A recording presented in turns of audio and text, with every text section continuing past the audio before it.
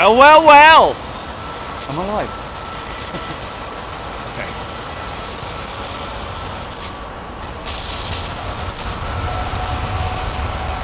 This is a clutch of 3 Virgin Atlantic Dreamliners going out of 09 right. Live Heathrow Part 2! Let's have a listen.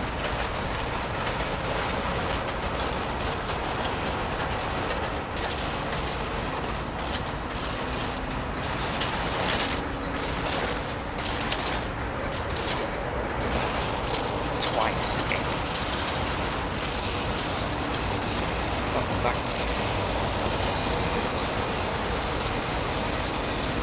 Sending them out like a bomber force.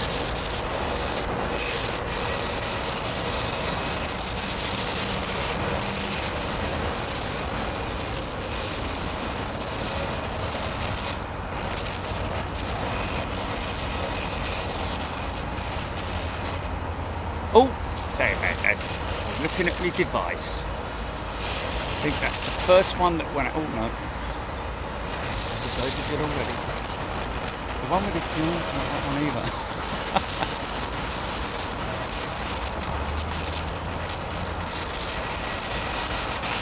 Oh, not already, man. Really? Oh, Jilly, I'll just go and get it. It's not windy. It's not windy, mate. It's not windy, and it's got a dead cat on it as well, mate. Flipping it. Grant. Yes, it is. Right, sorry. Neo. Little set of Pratt & Whitneys. These things are powerful, man. PW1100Gs. We're waiting. Oh, look at this coming out on the Sierra taxiway. Yeah, hello. Hello, big lad. What have we got here then? Qatar, perhaps? One World Qatar jet, like in that. And then behind him is that one coming out as well.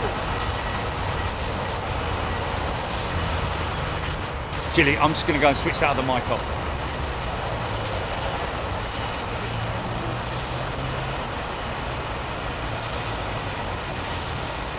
Yeah, well, just monitor it. Let's just monitor it, yeah. We do indeed. That's the Saudia triple. We've got a second mic, folks, located further around to my right so that we can get the spool ups. I'm going to work on that, but you know what? Just to try and give you a little bit more ambience.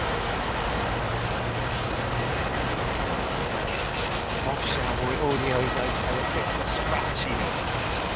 What the hell?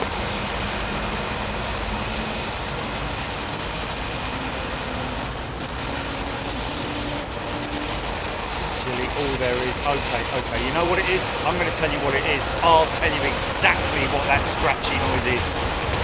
It's the wire that the mic is attached to, it's picking up. Even the slightest movement in this netting, the slightest movement. Okay, so I need to reposition that mic, and I think I know how to do it. Do you guys want to stand by for a second, and I'll go and do that? Wait a minute. Hold on a minute. Stay with me, Jilly. Anthony Allen, Red Star, welcome back. Stay on board.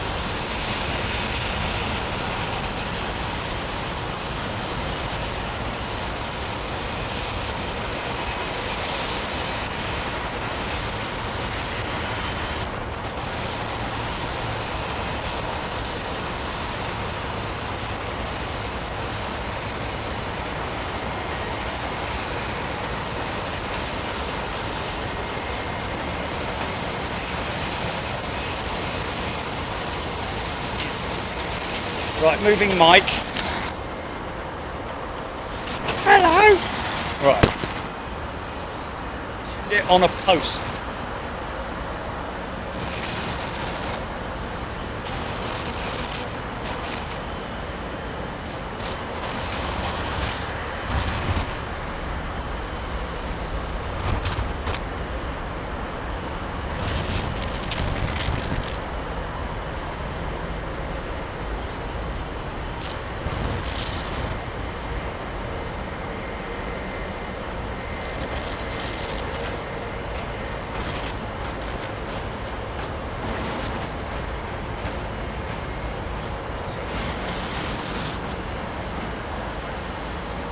I'm going to put it to, I mean, there's obviously the road noise, yeah, and you can hear you can hear the 777 to my right.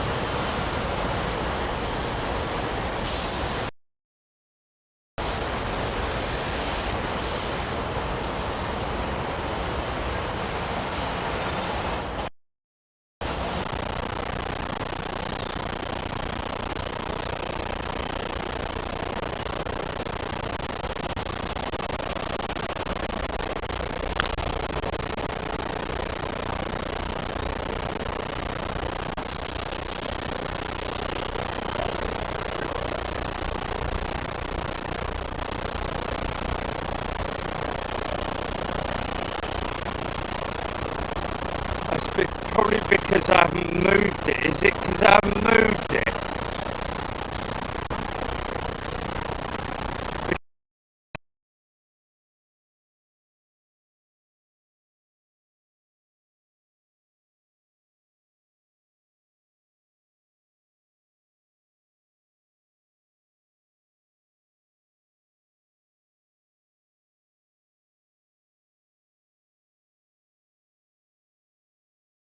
Exterminate!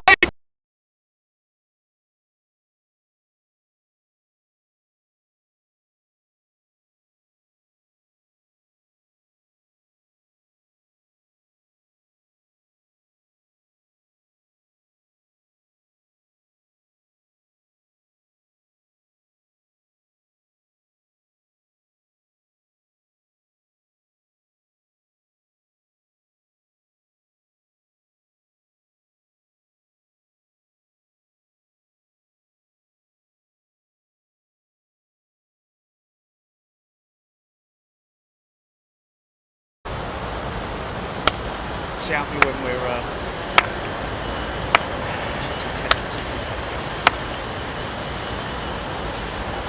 I'm back on, yeah? I'm back on dry land once again. Opportunity awaits me like a ride in a dream. Oh yeah.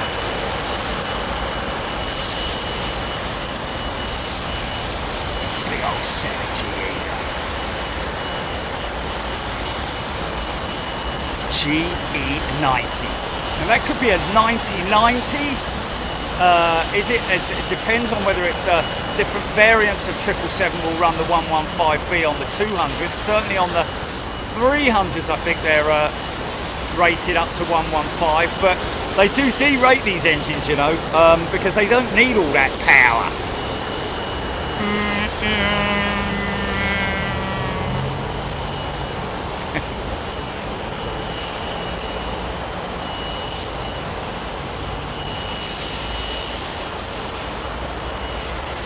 Deborah Davies, well done. Jerry for fixing that problem. You caused chilling. Yeah. Didn't read the rest of it, didn't I? Hold it right there, Shimshan. Wow, here we go. Big old plumes of...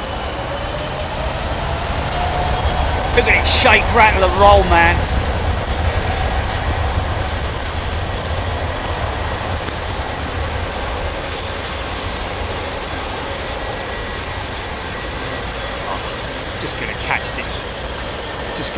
this one rolling on, man. Stand by.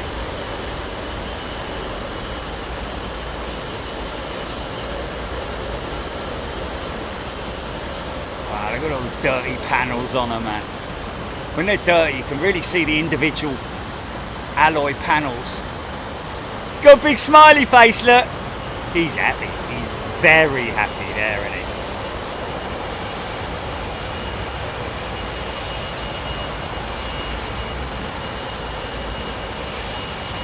Yeah, these are wireless mics, by the way, ladies and gentlemen. Wireless mics. But Stuart, please, let's talk, because I need recommendation on. Hold on. He's going early. These might smoke these big old GEs.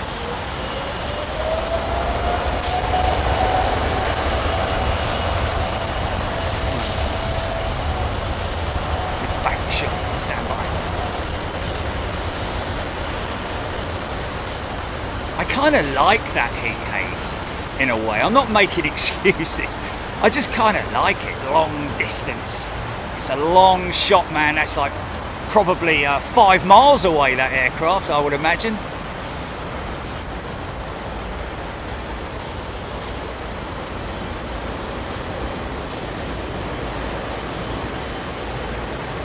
Jez White, 25th of September on the United 777.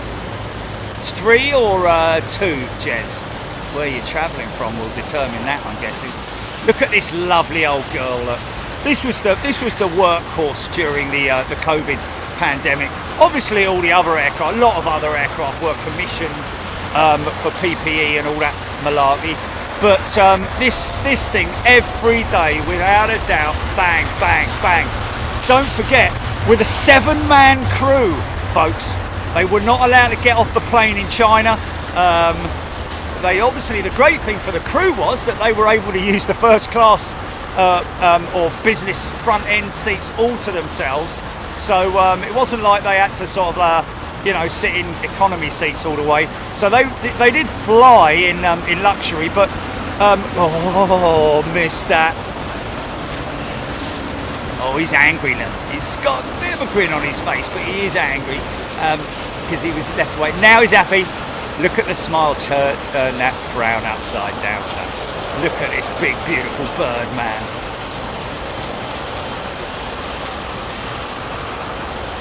Festival of Creativity, Nick Fishenden, yes indeed. Boeing 777-200. One of BA's older jets, I think. Melody's got that jet in die-cast. Sunil, thank you.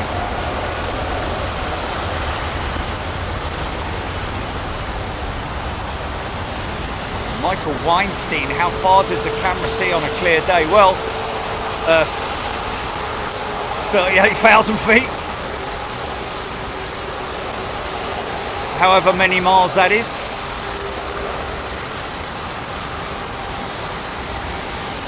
Oh, 200 with 90B engines. Qatar nose is overextended. Nose strut is overextended. Interesting. Ellis, that's an interesting thing to note.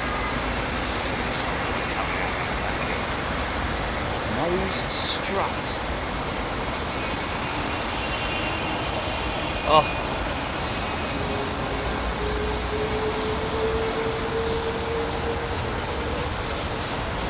Yeah, Joanna, it can pick up the moon.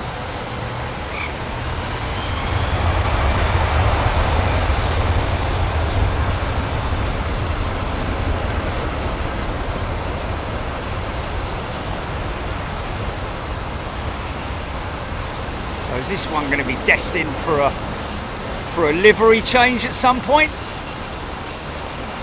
Because I'm guessing that Saudia are planning on new aeroplanes, so they've already got their 7810, which is a beautiful aeroplane in that new livery. Michael, that's 7 miles, there we go. Quite easily pick up the livery underneath the belly of a jet at 40,000 feet at 7 miles, there we go.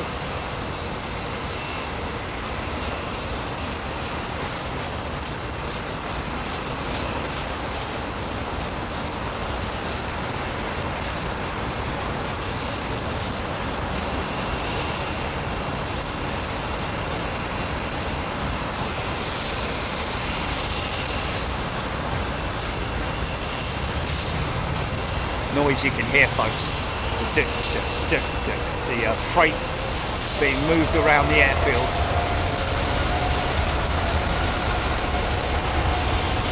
Look at that empennage just shuddering from the thrust of the aircraft. Literally, the initial shake, I'm thinking, will be from the initial spool up thrust of those big GE90s. Wow.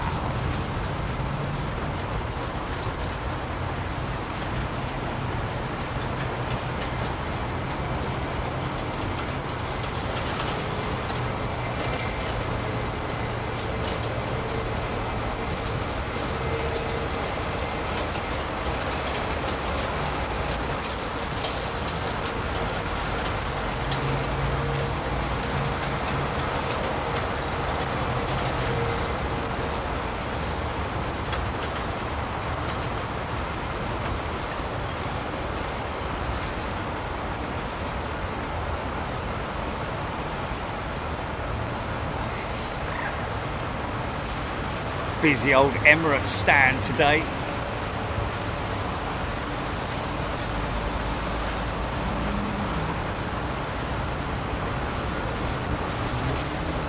Ellis, Southern California. Ellis, one of our esteemed pilot members. Manny's, Emu, Kujro. Alex Scarisbrick, March of the Triple. I like that.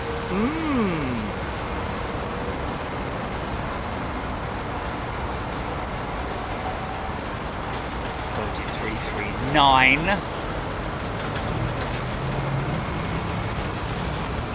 Copy GB.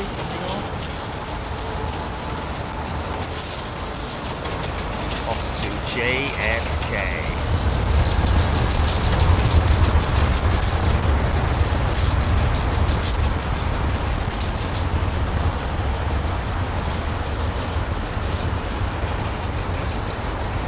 Larry Brown looking forward to flying a BA 777 from EWR to London Heathrow in 36 days. First time to England. Go Phillies! Yeah.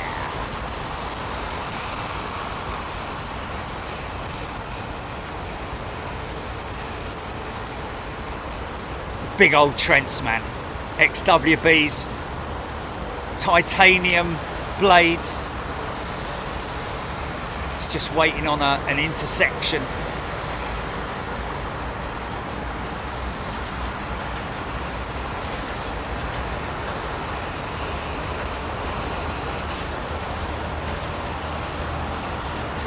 Joanna B.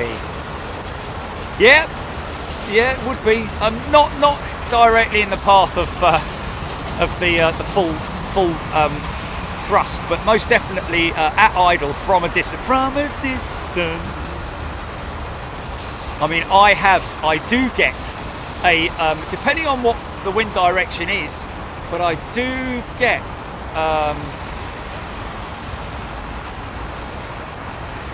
a warm draft from the 380s. I'm just looking down there, Gilly, at the SOC. Okay, that's kind of on a bit of a northwesterly, that is.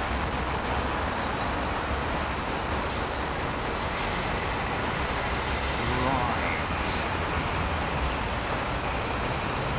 No, it's not, mate. I know what you're talking about. Just ring. Yeah. I can hear, because it keeps going doot, doot, where it's reconnecting. Yeah. See, that's what you don't need. You don't need a crow low level. That's a bird strike right there. If you've got a jet at that moment, just all it is, and that's why they have. Look at this geezer here, that cheeky sod. Right on the side of the runway. Or is he? He's in the grass, isn't he? Bleeding hooligan!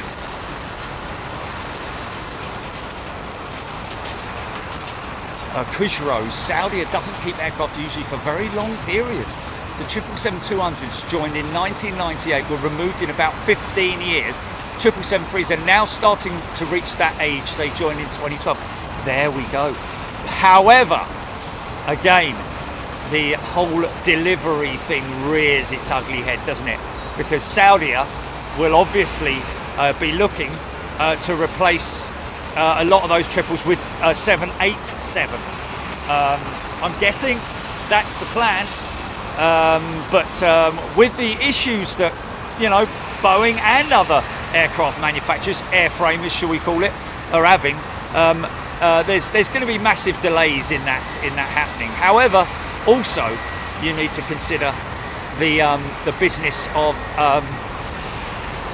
Boeing having had to completely stop deliveries, I think it was,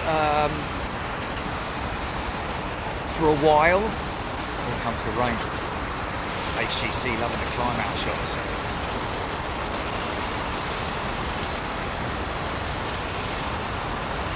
Oh, that's hilarious. Did you see that, Jelly, from Rohit? That's funny, isn't it?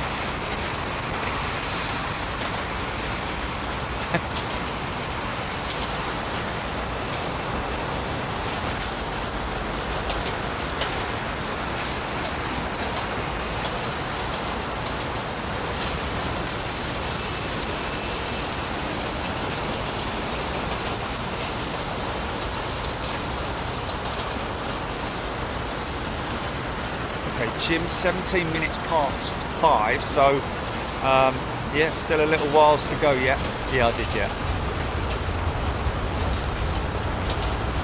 David Mead 330, not the best looking aircraft, really? Oh, I think they're lovely, especially the new ones with that really funky blended wingtip, and of course those new big Trent 7000s. And if you're anything like me into your engineering and see all those different titaniums and different carboids and carbtanium components that you see there with that engine, it's just a fantastic thing. Kind of understand. Got a triple moving in it, was it? Andy Fishlock, yeah, the 330 does look a lot lower for reasons. It has got a rake on it. Oh, yeah.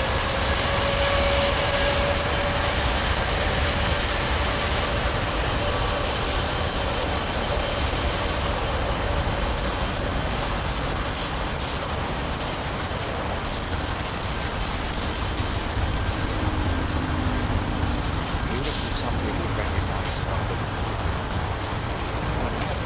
How do these folks manage to make it home in their car? It's clearly going in the opposite direction, isn't it? Look at that, different angle. Victor Charlie 1-0.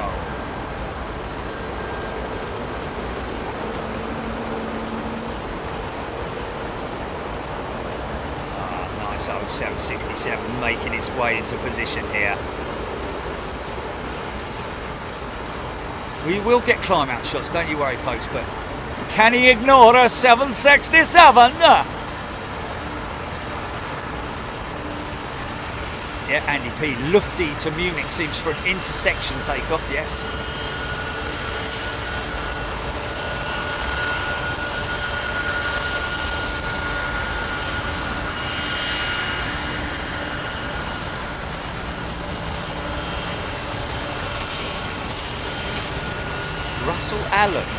Russell Allen, just got myself aviation fuel essential oil for my diffuser. Leave it out. Oh, is he making that up, or just have a look for that, Gillian? Gillian, I say, no, Jill. I mean, just flipping heck, Gilly. Just have a look for that on Google. Aviation fuel essential oil. Oh, you knew about it.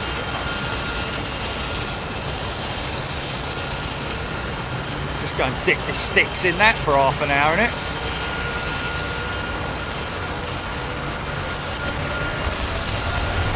Mind you, that's listen to this thing creeping up to position.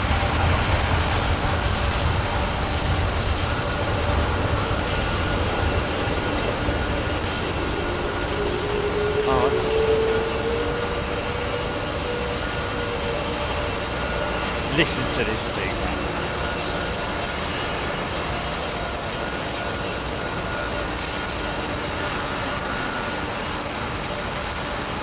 Oh.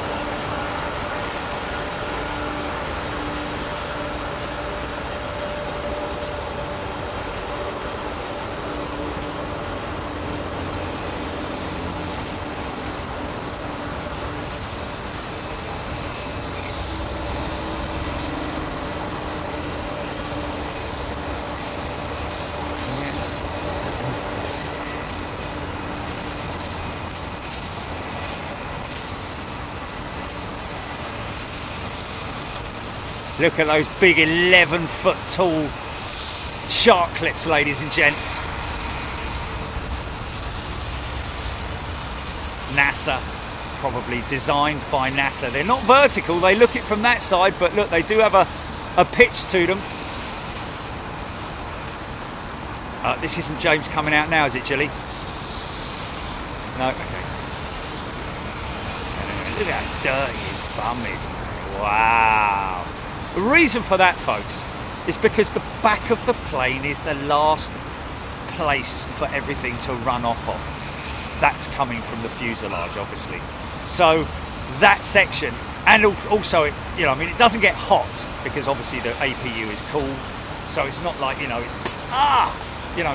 it's just that all the dirt and grime finds itself right at the back there. Although it's quite clear that the aeroplane has been painted. Clean.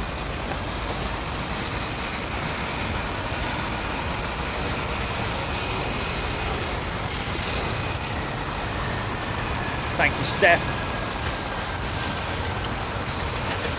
Barry Price, Smoky Joe out the door.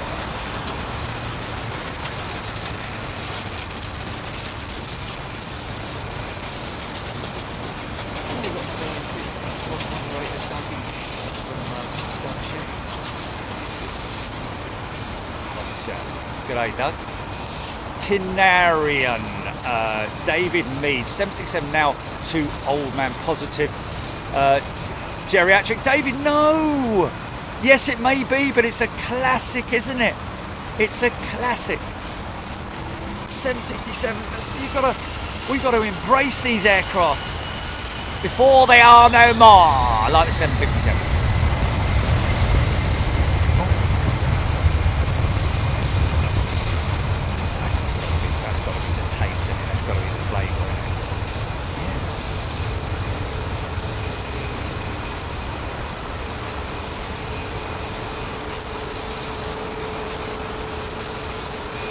Sotty, funny. Yeah, well, we had that, didn't we? Or is that what you're talking about? Oh, yeah. Aidan Campbell. United is gradually replacing the 767 with 777s, etc. Really? I would have thought that would be, they'd be looking for, because it's oh, you can hear that other one all the way up here, can't you? Look. I would have thought they'd be replacing them with 737 MAX and 767s with 777s. It's a big change, isn't it? It's a big swap. Trent 1000. All titanium blades.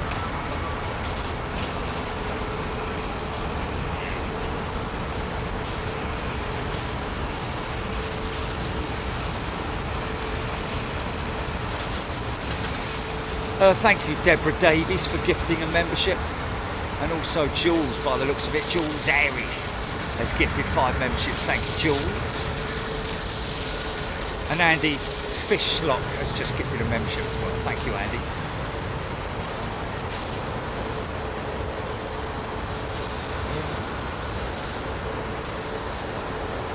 Tiny bit of precip.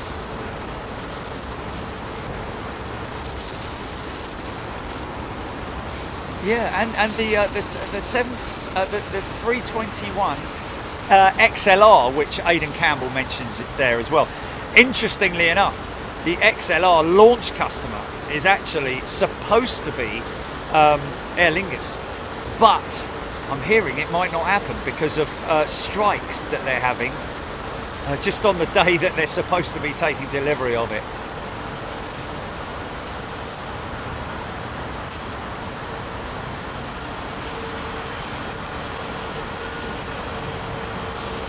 Oh, you know what?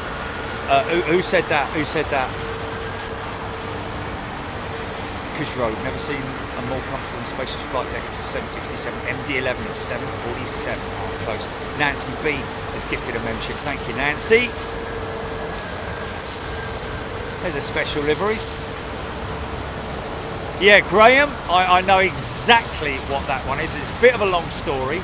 Graham, my apologies, he had to go down the post office to pick it up, didn't he, and pay £2.50. Yeah, so Leslie the other day when I said I had a document from HMRC, yeah, I used the old second class stamps, didn't I, with the Queen's head on. So I went to the gas station and I bought some new stamps, as you know, Chile. However, those stamps also had the Queen's head on, and they were first class. They were first class with a barcode on them and everything. So I put that one on Leslie's one. So maybe they've got new ones that still have the Queen's head on them, but they've got the new type, because they were brand new. They had a barcode on them. You know what I mean?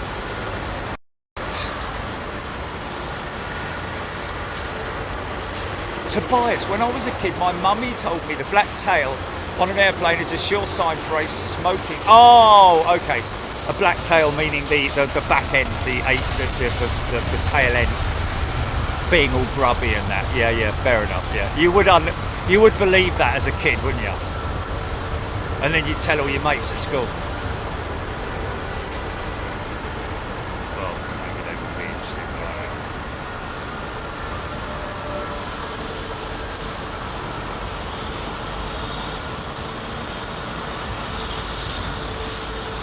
Yeah, sorry, I'd from time to time mention gas station. I used to live in America and I've just adopted that word. I do apologise. Petrol station then.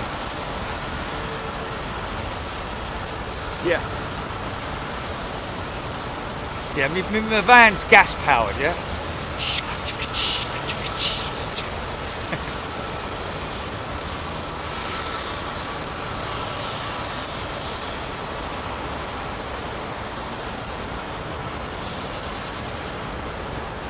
Paul G, interestingly enough, t-shirt, yeah.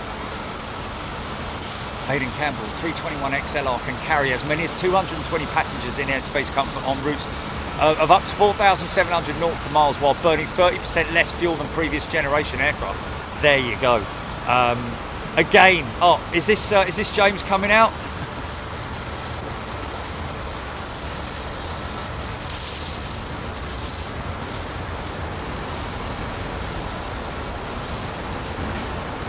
Oh, it's just pushing back.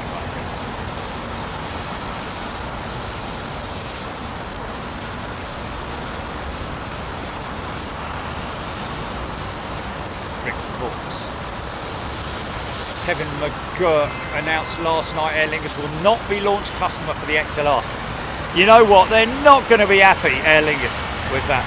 Oh, look, listen to these prats. Oh no, they're not the prats. Well, they are prats.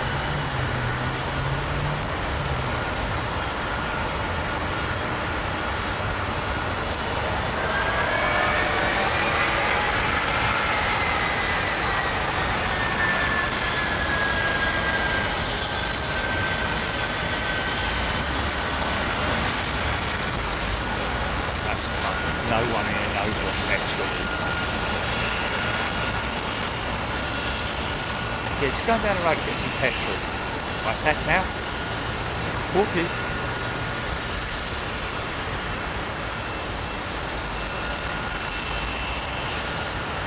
No, of course you won't.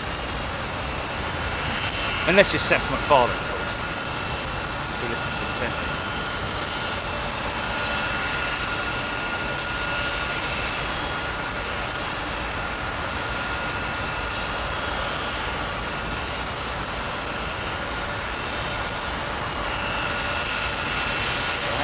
Beautiful sound. cracking sounds today, David Mead.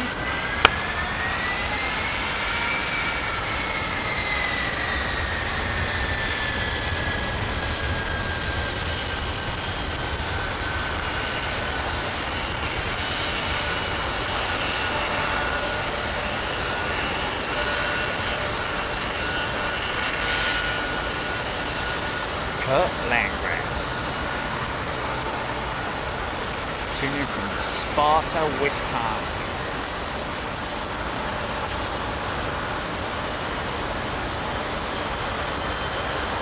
Tony Bagman, beautiful workhorse 767. Indeed it is. Big, tough jet, man. I always think of them like Fords, built tough, aren't they?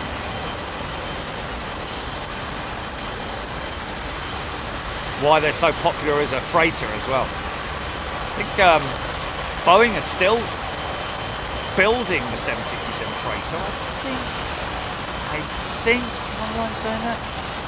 Nick Gray, great sound, 767.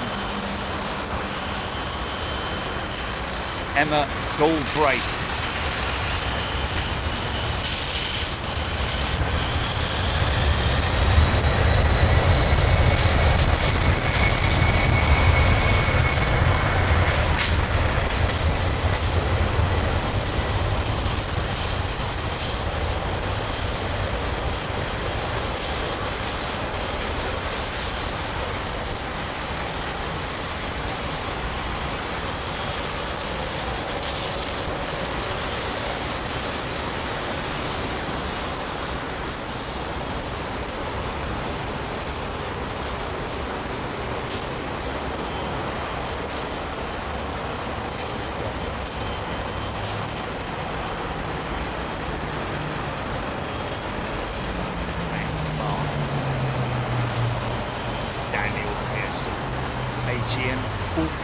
To Athens, thank you, Daniel. Look at this big old lad pushing in, look. Boy, out of the way, come on. Coming through, son. I see you there, you're pushing in there, aren't you? Yeah, I don't care, mate, in a hurry. You're sitting there fiddling about with your whatevers. I did give you a chance, son. Anyway, see you later.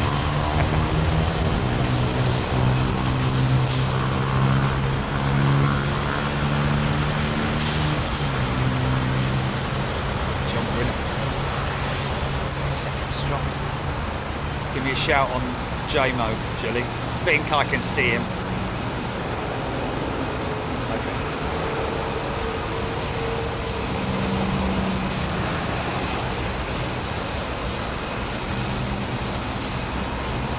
Far in. Yeah, I've got him. Is he just appearing? What's his yeah, okay.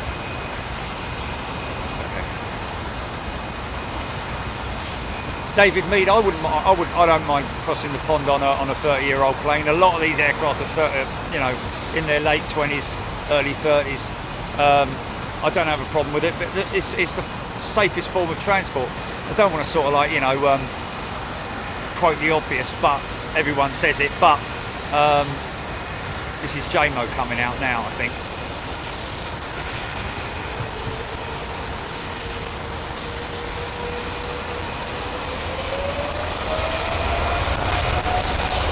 Oh, okay, there we go. Thank you. Who was that?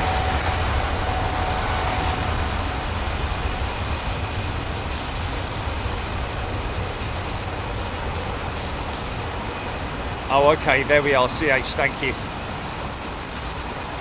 Now, I did ask him, I did say, look, mate, if you want to give us a flash, but don't feel any pressure. Because obviously, BA are very strict, as are all airlines, all operators, but a little sort of like over the head flap like that would, it suffices, doesn't it? But who knows? We'll see. He's going to be in the left seat, I think.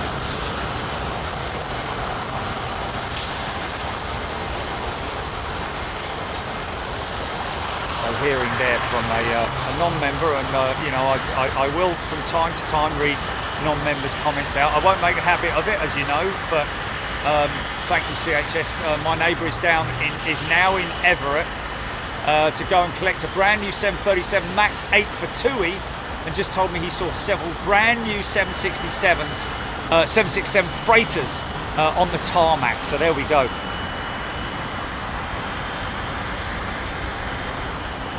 So that'll be where we've been, isn't it? That's not in. Which one is he? What's his reg, Jilly? Last two digits, last two letters. That's kilo. No, that's not him either, is it? Right at the back. Terminal 4 coming out of the sorry, coming out of the north terminal of the 5, or coming out of terminal 5. Is he sort of like in which? Okay, the north one. So that's probably him there. Oh, that's him there. So there's two. Oh, let me just look on flight radar, for crying out loud. Flipping X, doesn't it? Helps. Sorry. So say he's on. There's one off to Cincinnati and the one to Baltimore, which he's on. Okay, let me just get this. So there's the Cincinnati bound one, and there's the Baltimore one. That is our man, folks. Captain James.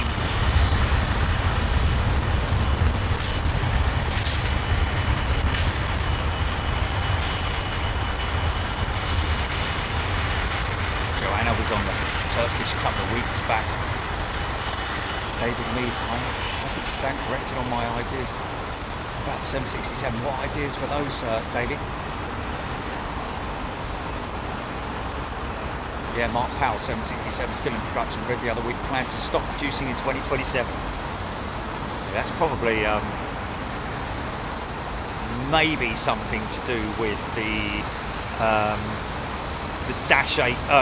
Sorry, the 777-8, isn't it? Freighter. I think that they're going to be manufacturing.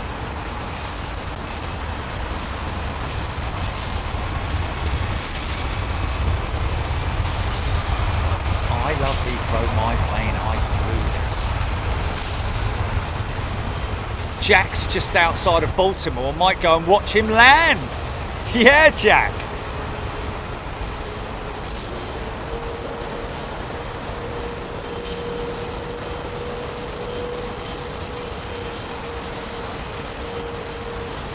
I love Heathrow.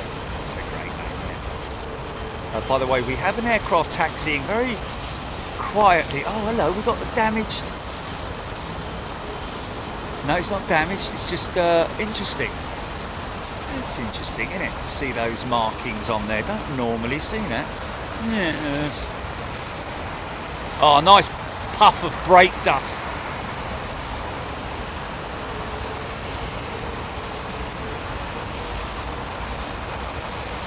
Trigger's broom is a great analogy for on older aircraft, David. Trigger's broom. I know what you're talking about, mate. All right, Dave. He's always called him Dave.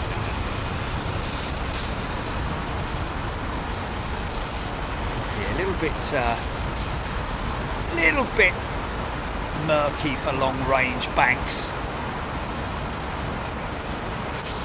Mark Howard visiting Heathrow in exactly a year from now.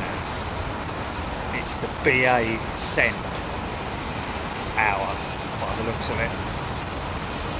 Legend Freddie Laker. Just got back from work, cracked one, sit back, relax. I mean a beer, not... Beg your pardon? Ian Sharp giving a big shout out to whomever gifted him membership. Welcome, Ian. Get involved in the chat, folks. If you love your aviation, if you're, in any way, if you've got questions about it, if you've got stuff that you want to tell us, please do. I'm always open for chat about aviation because I learn new stuff all the time. In fact, like I mentioned earlier on, it was actually Kurt out there at Sid Squad who brought this to, well, it actually wasn't. It was one of our members on chat who mentioned about the A330 main gear retraction, about the fact that it changes its shape There's no actuators on it, but that came from him seeing that on Kurt's stream out there at Sid Squad in Sydney, where I still haven't got me bleeding speeding ticket from. It's a good job I keep remembering, isn't it? I'm going to have to ring them up, aren't I? Because by now I should have had it, shouldn't I? I mean, unless they've sent it by Digger the Dolphin or something like that. Wait. What's that, Digger? Message for Jerry.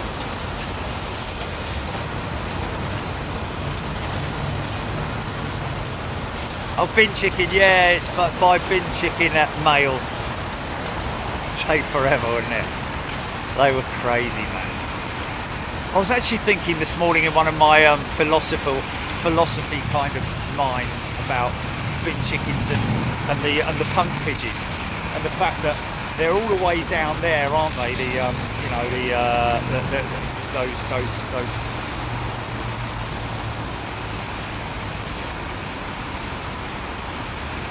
DW delirious wicked. It looks like those are small gaps between takeoffs. How are they mitigating the wake turbulence?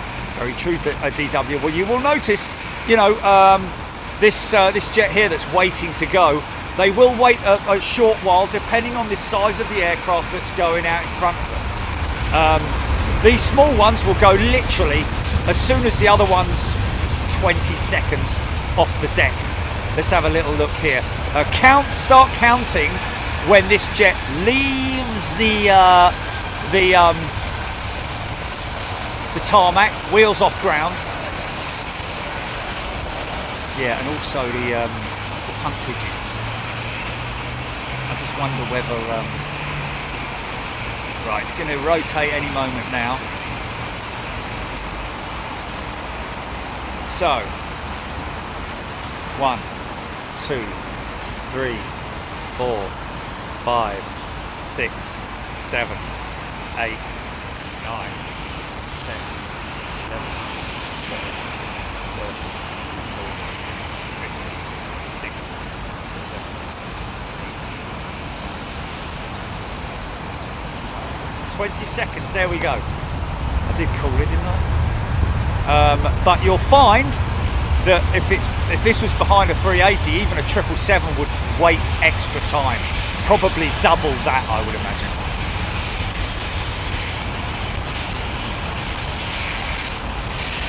Reaper Knowledge, Squawk 7700 over York, UK. Wow, look at this old thing, look at this. Old CFM powered 320, or is it? It's actually a 319, I think. Is that a 319?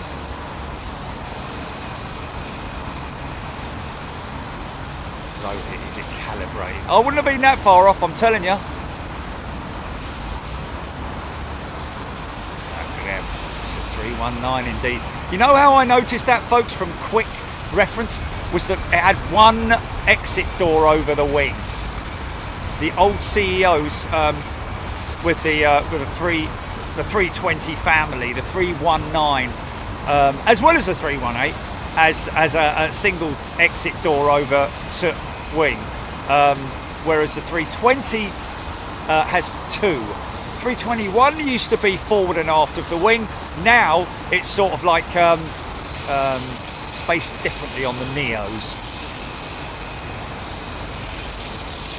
Wobbling down the runway. Okay, now this isn't our man. Not yet. Easy, son, easy. Hold your horses, son. He's still behind him, and he wouldn't have overtaken him, Jerry.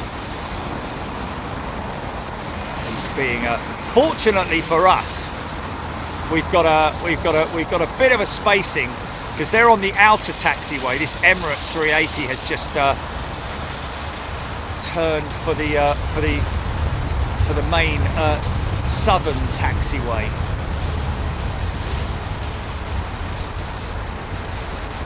Keith G. What was written on the front? Oh, what, 319? Okay, Airbus A319. See the two doors. Now this is a 321, I think. Is that 320? It's a 320 in it.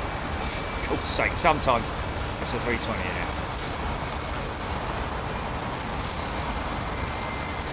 Oh, bless you. And of course, the old CEOs will have a window forward and aft off to wing like. So it's a 320, it's the ident on that. I've not seen a name on a British Airways before, Penelope say. Where was the name on the British Airways jet? See, now he's going to go long range, isn't he? This is the one to Cincinnati. And this one here, this is our man JMO.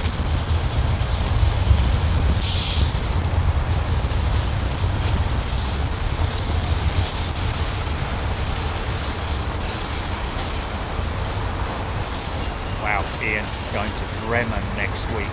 Steeped in history. Might even get out before that Emirates 380, I don't know. He's going to turn.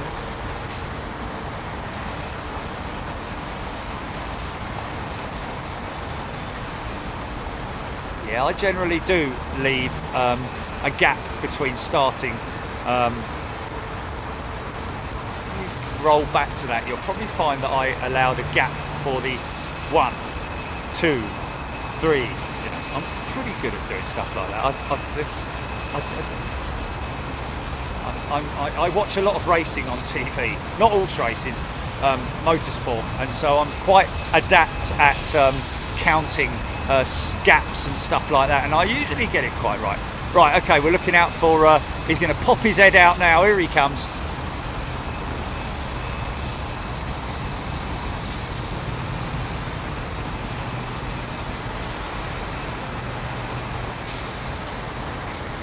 Baltimore, innit?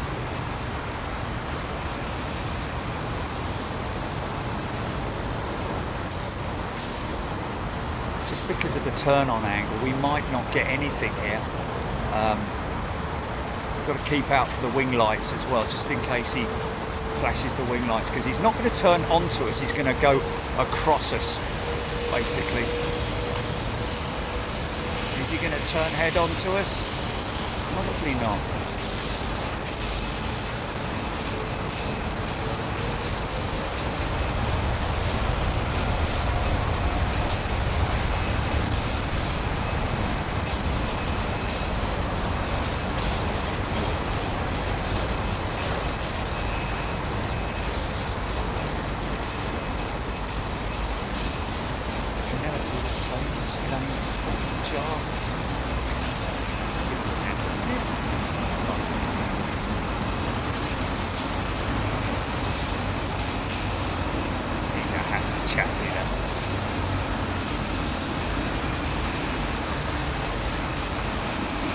Named after one of their employees, wasn't it?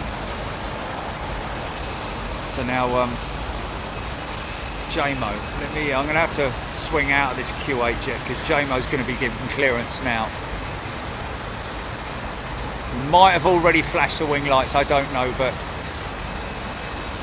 you know, BA's policies and all that kind of stuff, they're very strict, understandably so, so we don't get any acknowledgement, don't take it personally, folks.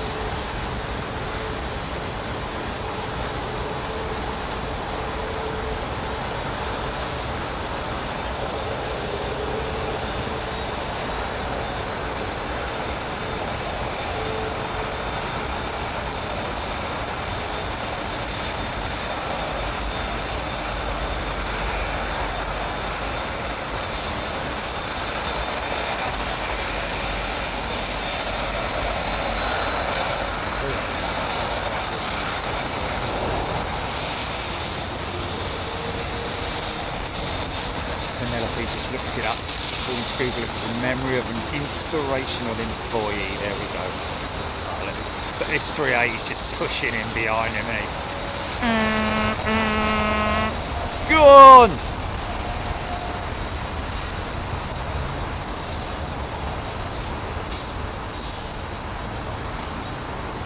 it is the thought that counts, mate.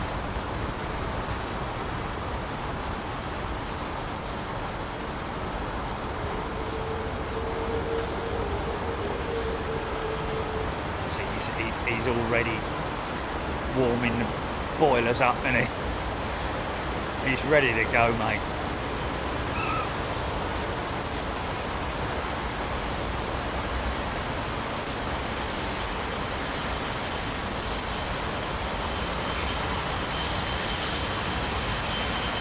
Have a good flight, mate.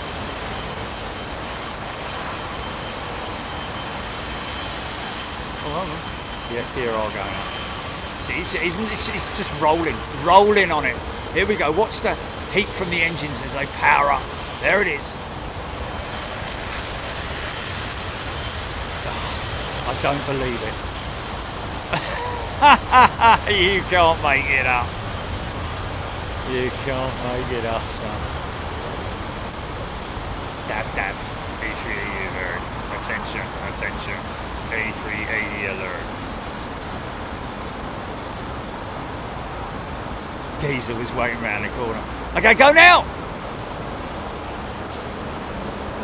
CG Hill, beautiful wing. 787.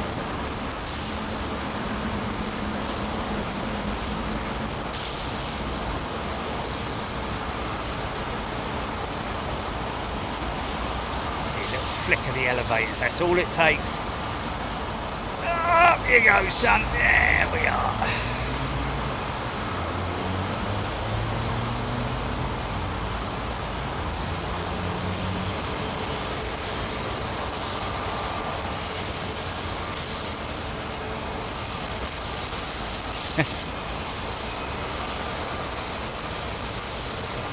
Should be a right bank now. Not a very big one. Make another turn. Although I'll tell you what, that is it's decent enough, isn't it? And then they'll straighten out quite quickly. And eastbound. On your way, son, on your way. Good to go, sir. See, now look at the spacing between the 787, the 380, and even a big old lump like this 777. David Mee, just an unbelievably clever piece of supreme engineering. Yeah, it is. It is supreme engineering. I've heard a lot of, things that people call it. It's just a supreme piece of engineering, isn't it?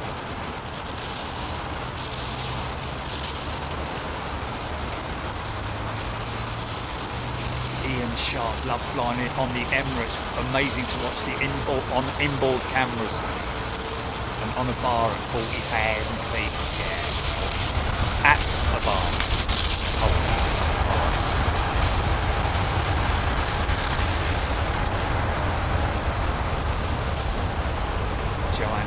Jonathan, sorry. Through engine shot. Bigger, much bigger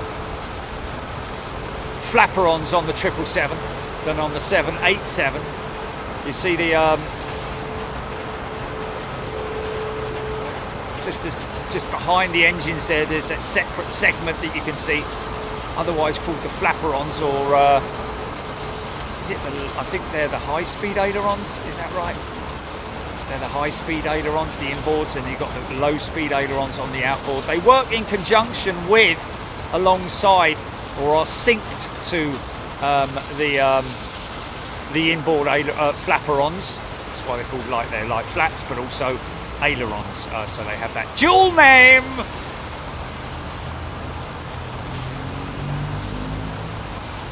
Oh, Nick Gray, we've got a wizard on engine number 2. Derek Peacock, 52 seconds after the 380. There we go. I rest my case, Your Honour.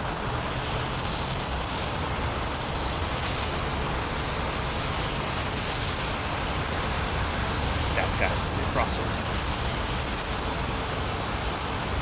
Dimitri Spiro! Great question, Dimitri. Yes. Chile?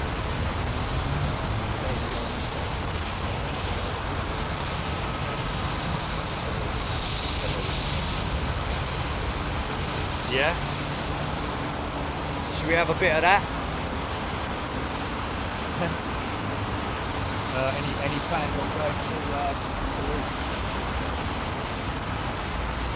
So yes, there's quite a few out there.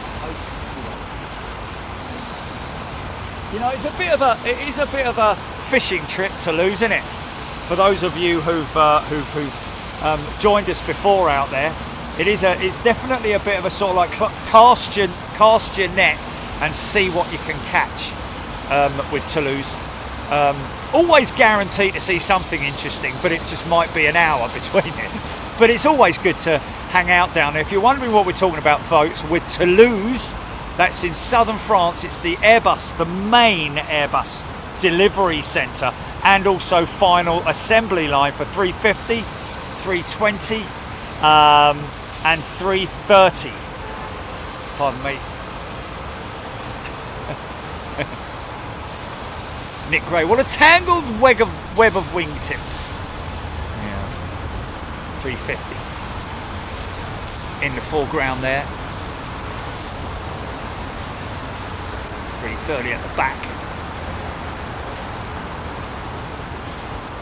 Chrissy, Rohit, do the 380s have fuel tanks in the tail vertical stables? Rohit, no. But they do in the horizontal stabilizers, the A380. Rarely used, I hear.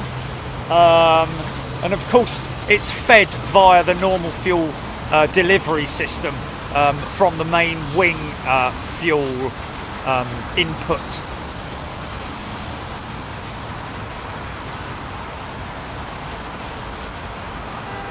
Mind that.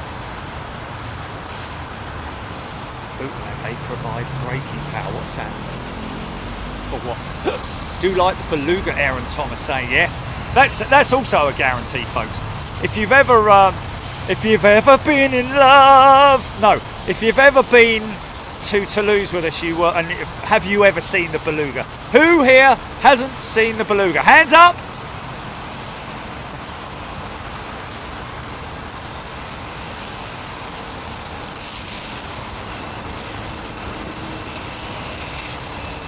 Emirates 350 is on the move in Toulouse. Yeah, well, that's interesting, Dimitri, because that will probably be the Emirates 350, I would imagine, because, wow, is she fully painted?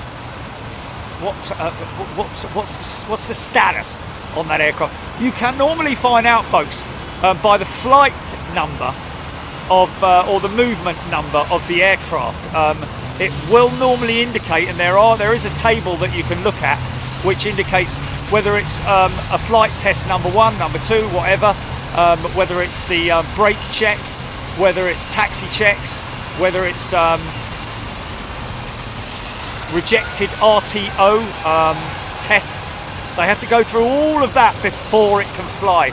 And we have seen many, many times aircraft fly for the very first time, ladies and gents.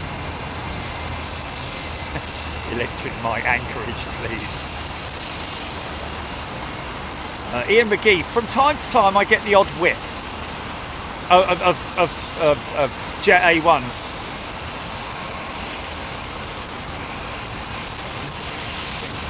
Why is that? What? Okay. Well, maybe we could. Well, because of the golf tour, Julie, I'm happy to do 2. I'm happy to do 1 week do Toulouse and 1 week do Frankfurt.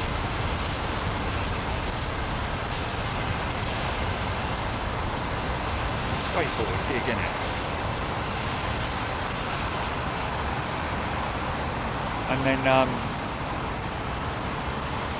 just so that we kind of get stuff in the bag for our members. I don't want to, because I've got the 2 tours this year, one in May at the end of this month and one in June.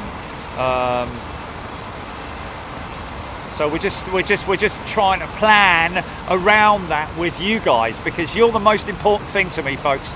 You know, at the end of the day, this is your channel, and you are the most important people to me.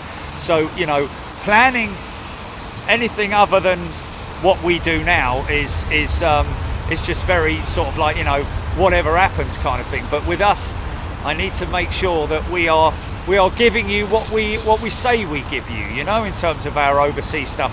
I know people will say, Jerry, you go and, you know, take a break, you deserve a break and all that kind of stuff. Yeah, fair enough.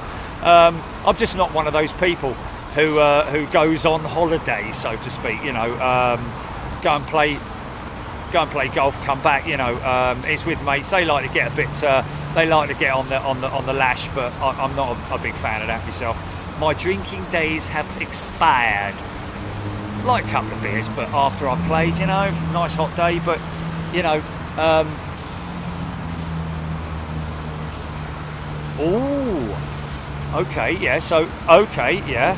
Well, I could do if I've got enough rest time after, Jilly. We can do Can we do Honolulu? Can we try it? Or cheers, mate. KLM 737, or is it a 727, or maybe a 707? I don't know. Oh my God, we're back in the 70s.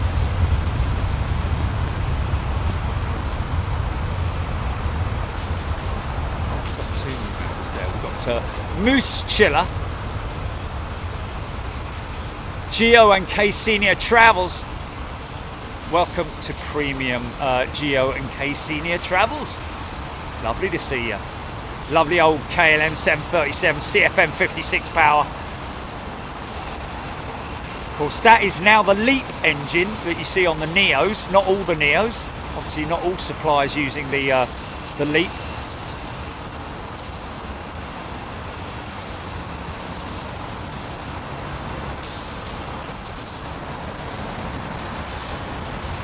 See the vortex generators there on the back of the tail to create smoother airflow across the base of the rudder.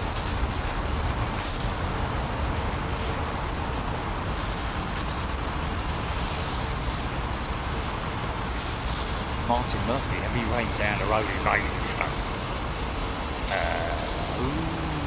Yeah, that's kind of the direction, isn't it? For coming in this direction.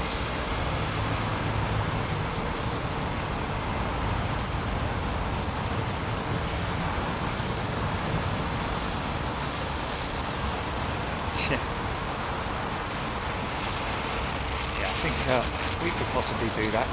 Might be a bit of a busy schedule, but it's doable, easily doable.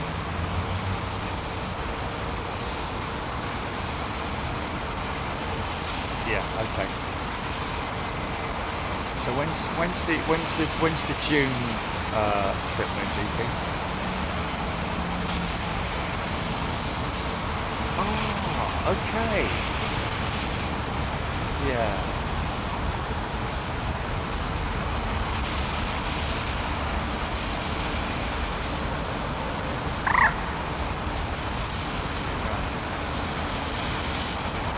A320 Swiss.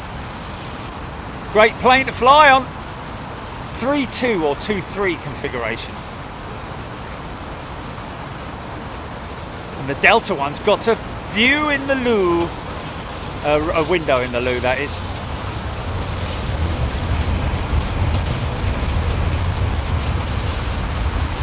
Mark Garner, is the fuel the same fuel they used in the 70s and 80s? The same as it is today with the new jet engines? Different additives and more advanced additives really. It's still the same in terms of kerosene and raw fuel. The two mixtures together are blended, as they are obviously with the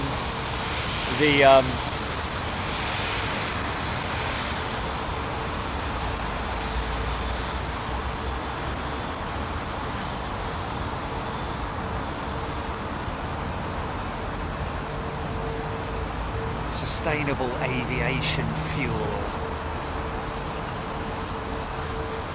Whiskers on it, look. It's got whiskers.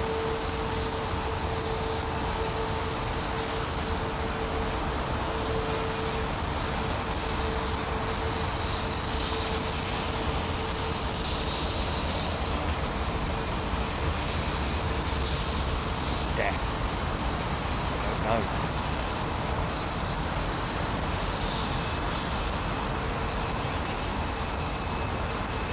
And 78 just had the 124 fly over the top.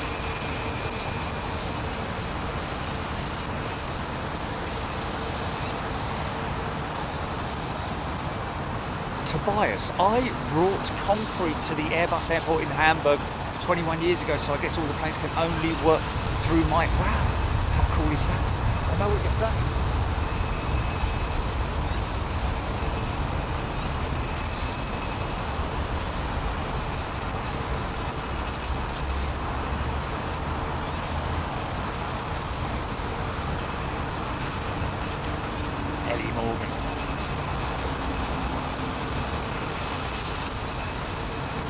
Loving the 350. Look at the illusion you get. It looks massively flicked up there like a wave, doesn't it? But then when you go over to the other side, not so. However, whichever way you look at it,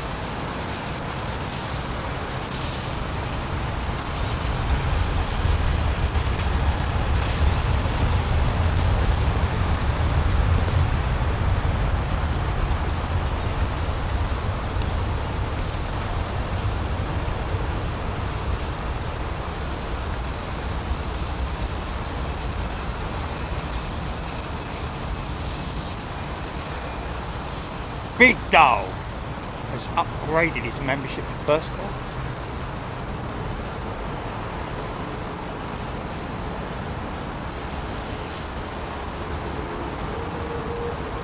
Good question, that Kiwi Sue.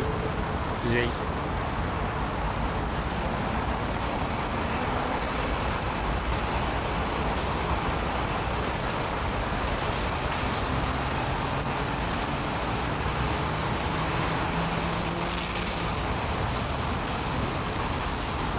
Sue asking to explain how the air conditioning system works on a jet.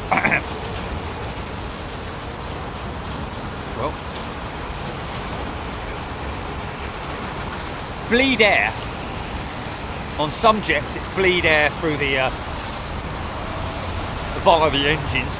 The onboard air conditioning units, which are usually placed somewhere around about where the they're housed around the wing route.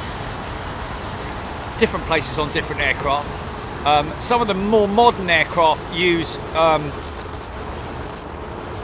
don't use bleed air. I think a good idea. It's a good thing to talk about on one of the shows, maybe, because it's quite a complex system.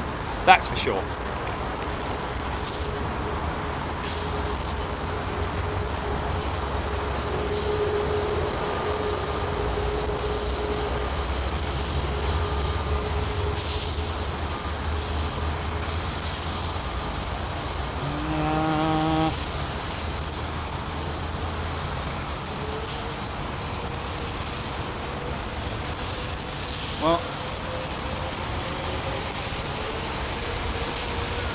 John Grinham, which direction are you thinking about there? Because obviously we don't have left to right landings here on 9s.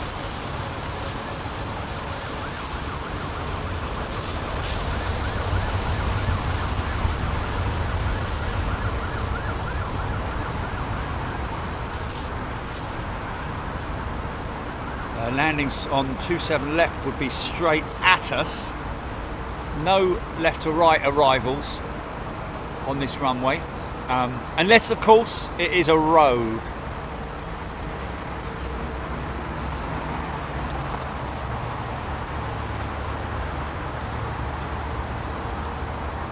Oh, Stephen H, lucky enough to see the Lufthansa Ju-52. I've been on board that aircraft. I've actually done a video on it, haven't I?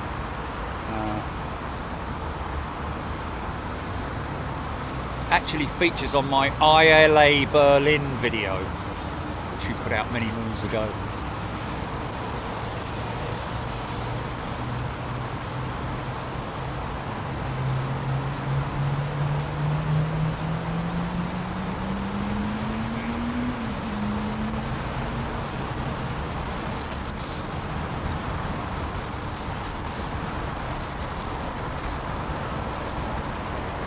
This runway is generally used for both arrivals and departures. It all depends on the operations.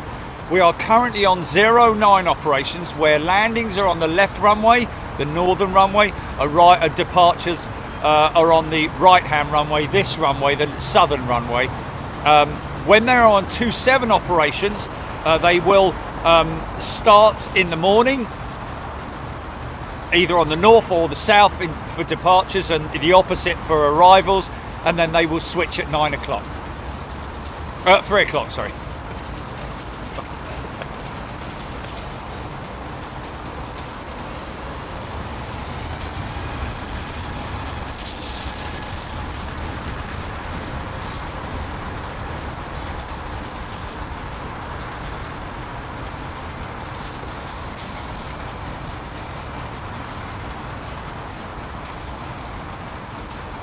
Very, very frightening me. Galileo, Galileo, Galileo Figaro.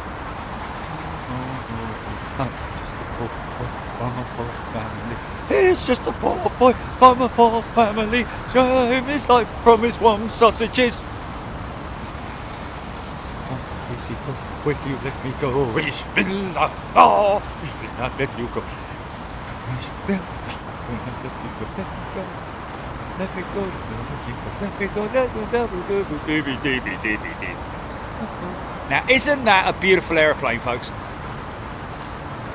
Look at the front end of that A320, Airbus A320. I'd like to see them just fiddle around with the wing tips a little bit, maybe, because they're quite fancy and but again, look at that. It looks like it goes up quite steep, but look, it's got quite an angle to it, hasn't it? Obviously, that's the wingtip of choice that worked best in the design bureau when they were doing. Of course, these wings are manufactured in Dublin, ladies and gentlemen. I think it's Dublin, by Spirit Aerosystems, which are still, I believe, part of Boeing. And Airbus at this point in time are trying desperately, I have to say. They have got personnel at Spirit Aerosystems overseeing work to make sure quality is always in place. So, you know, they're not just leaving them to it. The wing of the A320, all carbon wing, is made by Spirit or manufactured by Spirit Aerosystems, as well as I think it's fuselage segment 15 on the Airbus A350 as well, which is in the United States of America.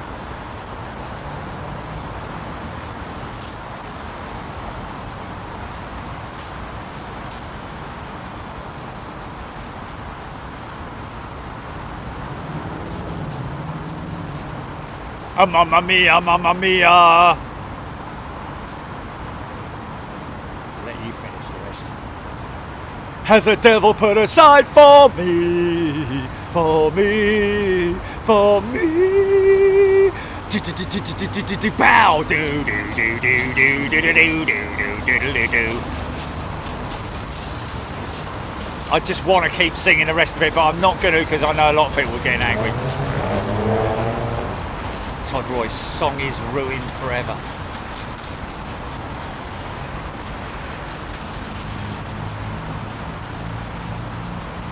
A220 was indeed Bombardier CS100 and 300.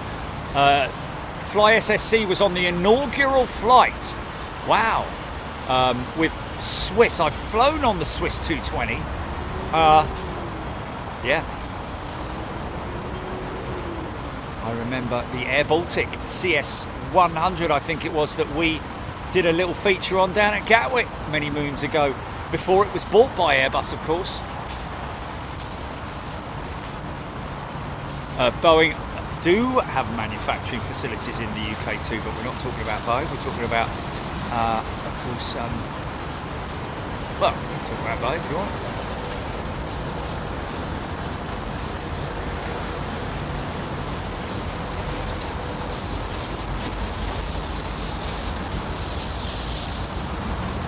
Jedi Master Joe, I've read somewhere that Boeing and Airbus may try to carve up Spirit. Yes, well, you are absolutely right. That's what they're planning to do. Airbus are trying to negotiate. They've already started talks with Spirit to take that arm, to buy that arm from them.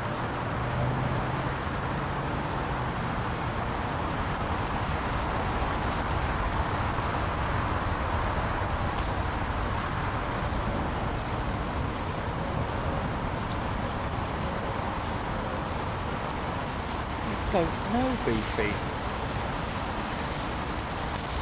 I know, Todd.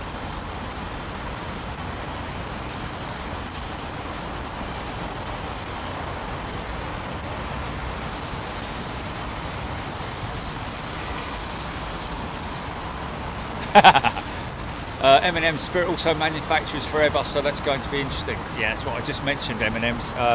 Both Boeing and Airbus, as well as other stuff. I think Boeing military as well. Some components are manufactured by Spirit. Some of the carbon components.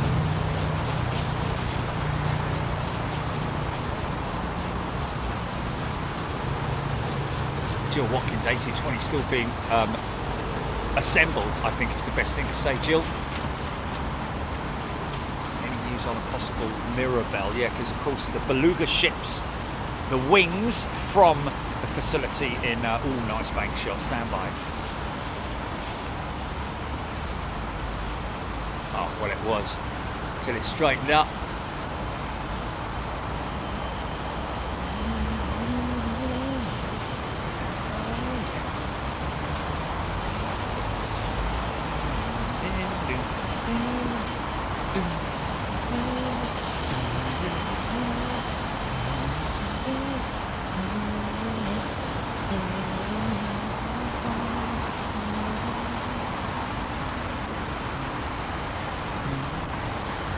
Dirty old triples on.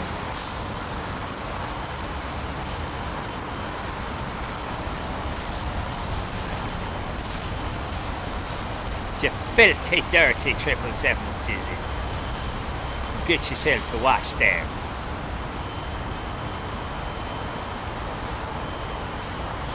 So it's quite a good question. Maybe a kid answering that. You need to respect that. Somebody asking what does a pilot do to rotate the aircraft. It's a great thing. Well, imagine you're sitting in a car and you've got the steering wheel in your hand and you pull back ever so slightly on the steering wheel. If you're in a Boeing, of course. It doesn't have steering wheel, of course. But this A350, you can imagine a control stick that you'd use on maybe Microsoft Flight Sim or on your PlayStation or whatever it might be. It's a side stick. First officer on the right hand seat will have one to his or her right. Left side, obviously with the captain, will be on the left hand side. I think on some aircraft only has a tiller, the movement, but that's another thing on one side. But literally, if you watch the elevators, they pull the stick back, but ever so slightly, and that is based on a speed, a predetermined speed. Usually anything between 140 and 160 knots. They will be, actually between 120 even for some of the smaller aircraft. But look at the tail there. Watch the tail. Watch the elevators at the back. You'll see a slight movement. Here it comes. There it is, and that's your rotate. Count to 3. 1, 2, 3. Positive rate, gear up. There we go. That brake dust that you see there is where the pilot, the NFP, non-flying pilot. Well, actually, you know what? I think it might even be the pilot. I don't know. No, it is the NFP that will then, once it's called positive rate, gear up, they will flip the switch up or the lever for the undercarriage, and then all the process will happen all at once. The wheels will brake, and that's what you talk about when you see the wheels stop spinning. The gear doors will at the same time extend. The gear will, in this case with the Boeing 777, the gear will actuate and go forward. and then it'll start to fold up into the undercarriage bay.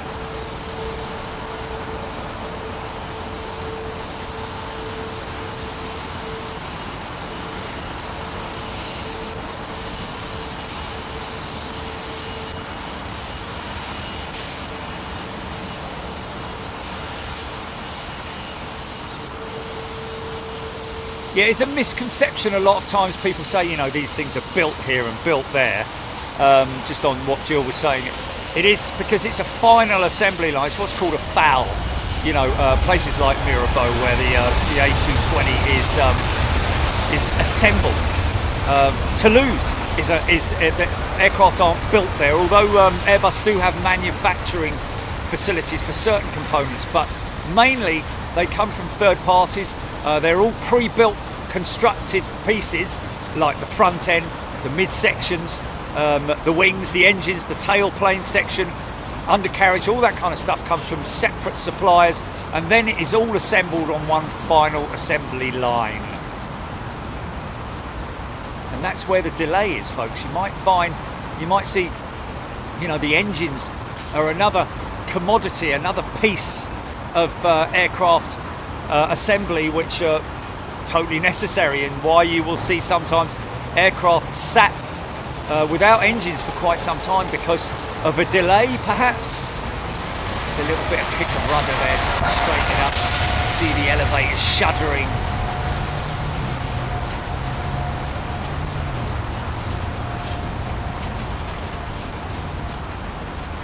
Good question, Wilma. When the yoke is rotated, does the configuration of the wings change? Well, the configuration will, in terms of the flex.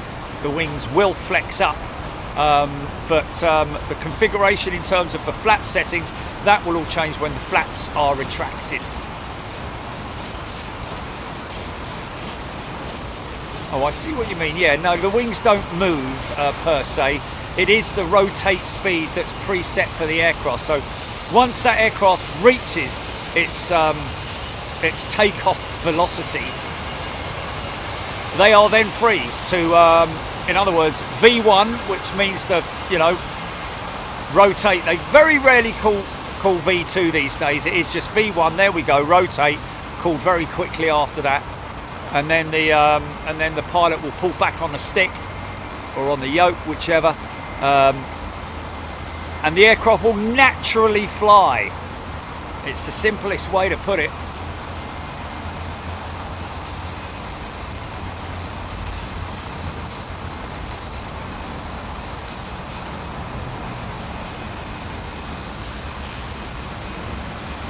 Somebody asking a very valid question there. The only option at this stage, as far as I'm aware, throughout the aircraft airframers like Boeing and Airbus, and of course Embraer, amongst others, but in terms of engine option, the 350, for example, is all XWB Rolls-Royce. The 330 Neo is all Rolls-Royce Trent 7000. The 777 is now all GE powered, because they only manufacture the 200 variant at the moment. But back in the day, of course, the only all the 737s are fitted with the LEAP engine, which is the replacement for the General Electric CFM56. The only option is with Airbus and the A320 Neo family, which there is an option for the LEAP engine or the Pratt & Whitney engine, and those who have chosen the LEAP engine, it has to be said, are probably very happy that they did, based on the issues that Pratt & Whitney are still having with their PW 1100, 1200, 13s, whatevers they are. There's the Pratt & Whitney engine there with the green inner sleeve. You can see it's a carbon composite, which is visible there.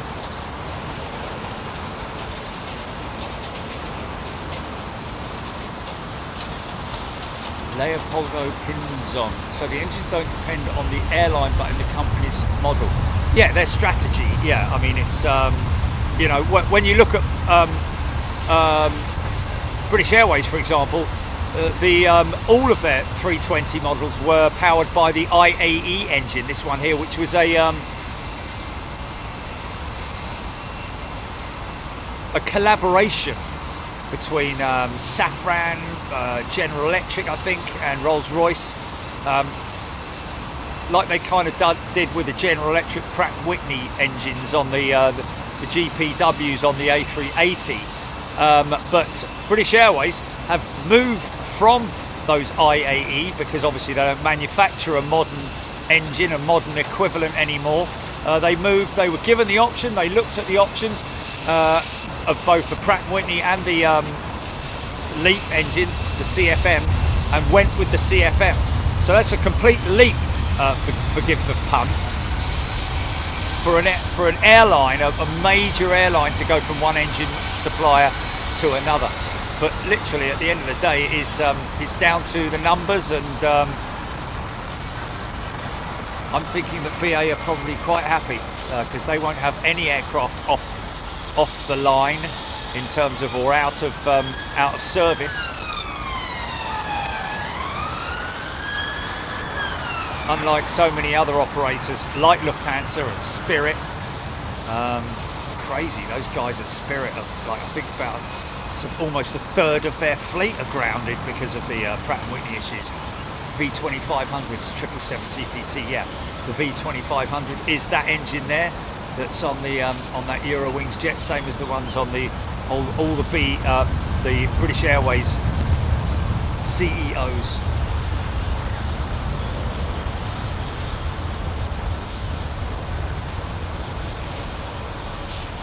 Yeah, and there you go, W confirming, yeah, it is the LEAP 1A, obviously for Airbus, and the LEAP 1B for the Boeing. More or less the same engine. Not a great deal of difference. We haven't got a Jilly, we haven't got a Rogue, have we? Just want to double check.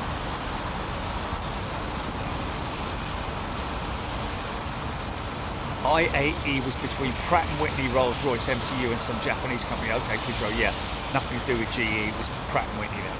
Yeah, I knew there was a mix.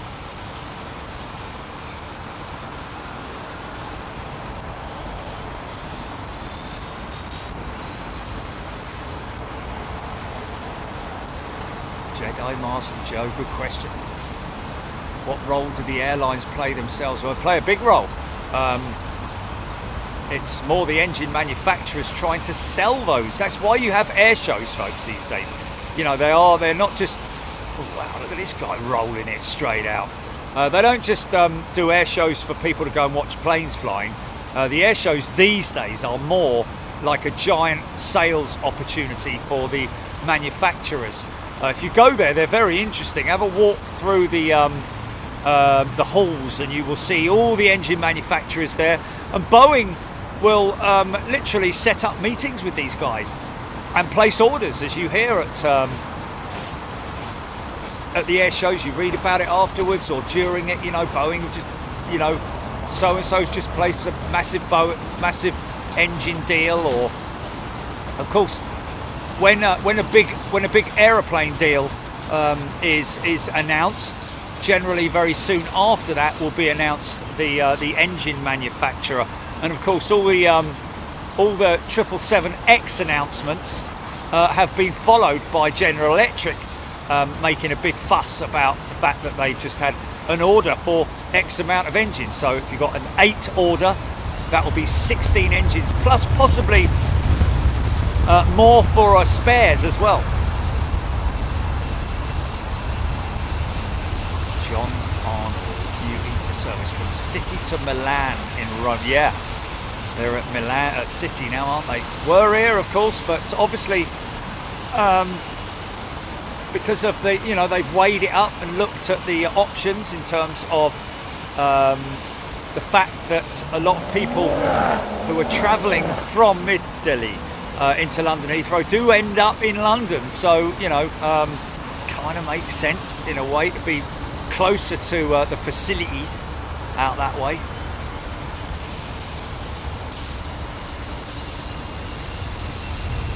Nev tuning in from Austria.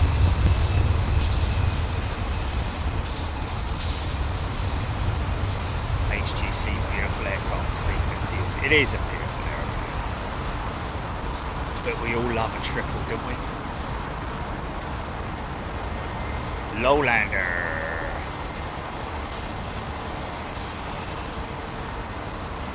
Life with Dave, loving the Virgin aircraft. Loved going to JFK with them.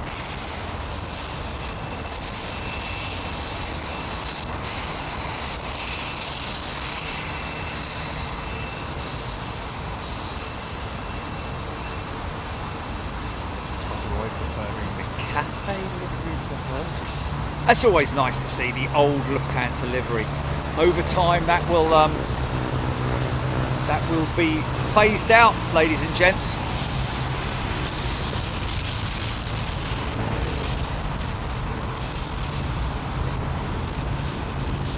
Well, Aidan, I don't know about fares becoming a lot more expensive. The bottom line is, it's all about, you know, the competition is so rife is the right word, is that right? You know, it's difficult for airlines to up their prices because they know that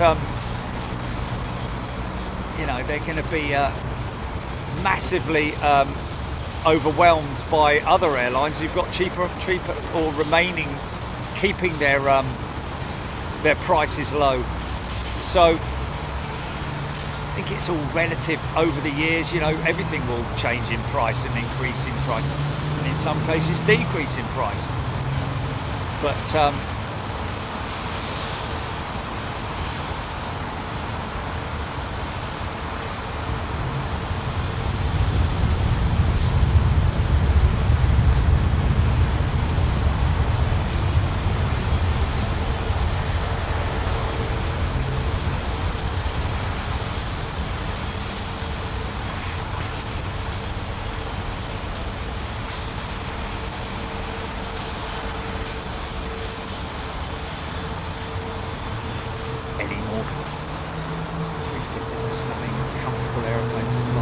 got an interesting picture to show you on Friday, folks.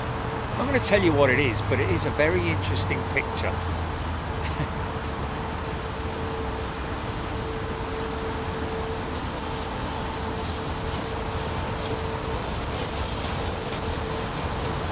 Wow, wow, wow. Somebody said there's a Chinook flying nearby, folks.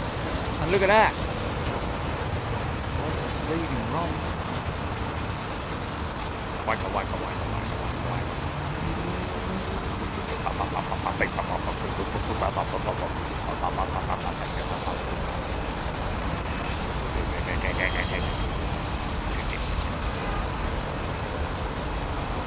Going in a Northolt, innit?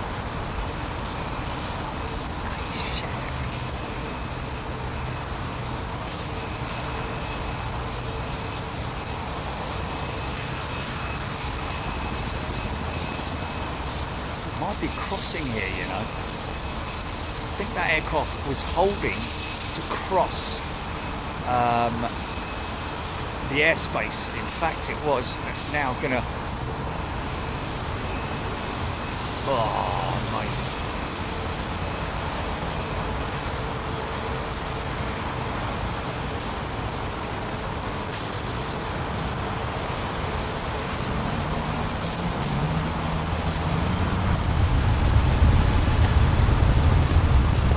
Tight turn, look. Is that turning this way or? Hard to tell sometimes. It's banking this way, isn't it? Here he comes.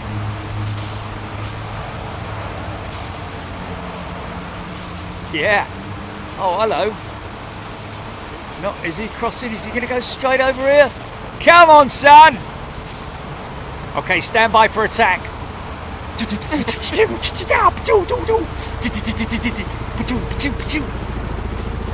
Oh, hello.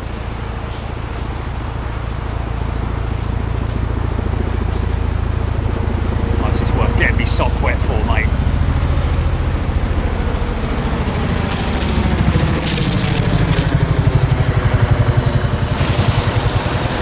Oh, yeah.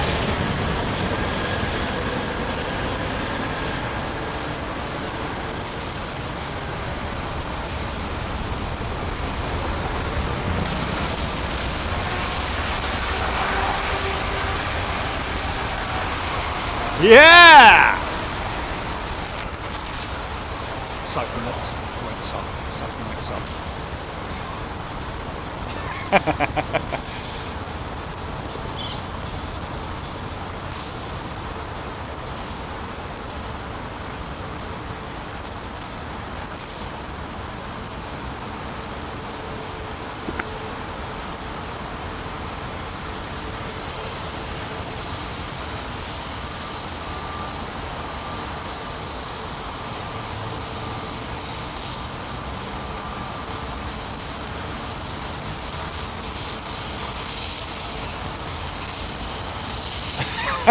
Jay, mate, there's been a report of salt murder. Cheeky chappy. Bonjour, monsieur. Bonjour, madame. Dans l'avion.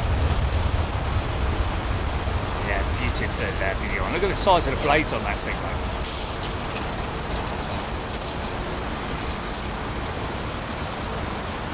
Le bout de Provence, ben oui.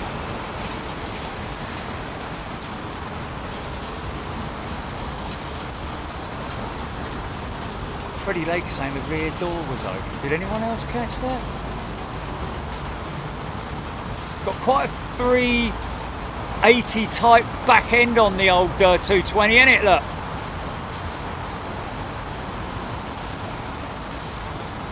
That's it. This, of course, is the LEAP engine. All two, sorry, the Pratt & Whitney engine. All 220s fitted with the Pratt & Whitney Pt2, 1100s, 1300s, 1200s, that sort of thing.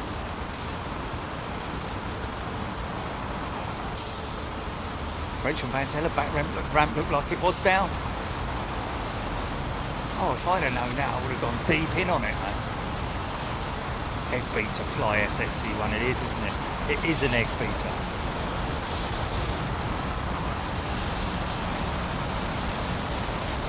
Yeah, he could have sent a couple of lattes down on parachutes, couldn't he?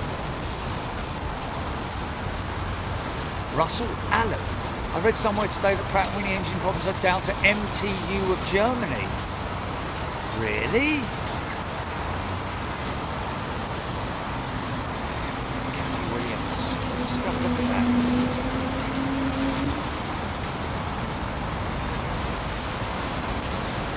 Was that Danny, did you say? Oh, Dennis 4. Yeah, we've been to Amsterdam, Dennis. I actually can't count on my hands and feet how many times we've been to Schiphol.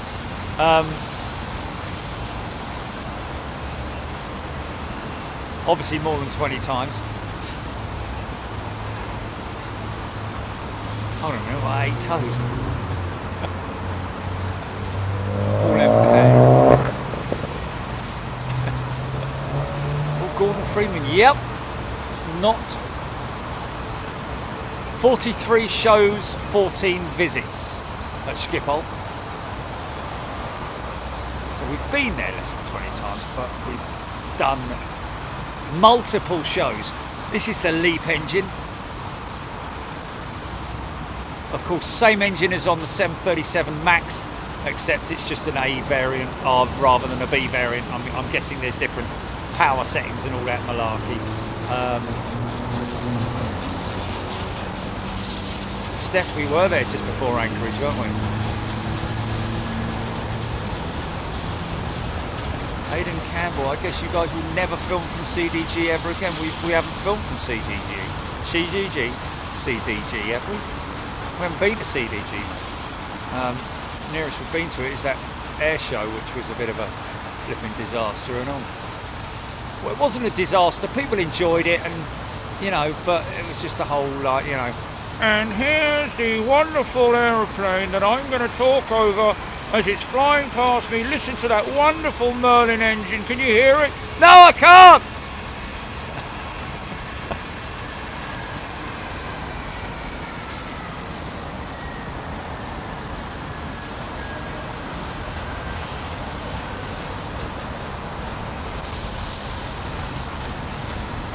Jilly hasn't got spreadsheets. Jilly's a manual person. Counting them. 1, 2, 3, 4.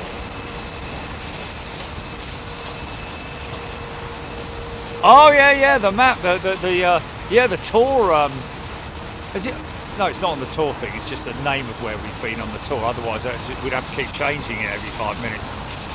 Yeah.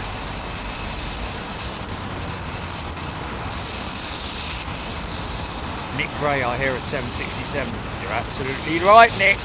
You hear Pratt & Whitney's is what you hear.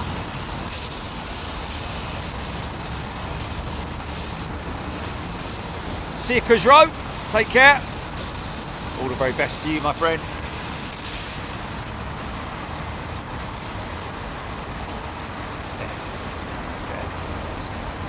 I had to pan round and so yeah.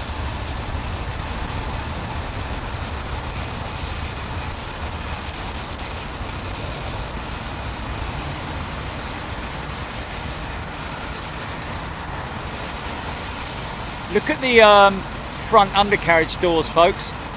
You'll probably be able to see it from here, but look at the front doors, which at this point are closed.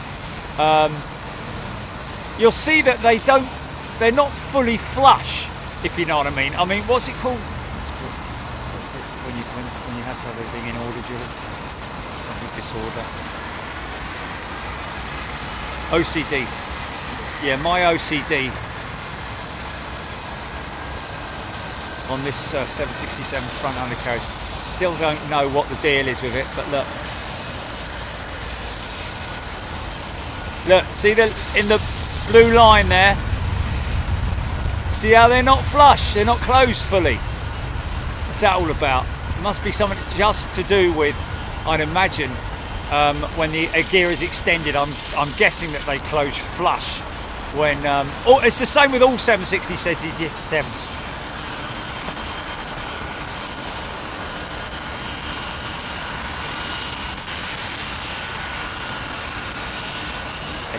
Loving the visit map. What do you call it?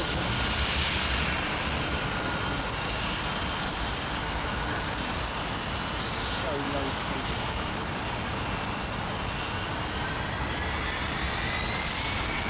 Yes.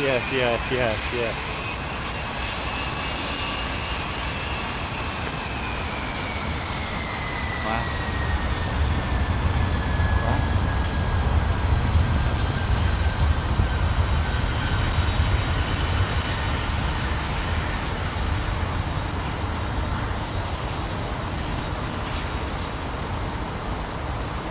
CPR.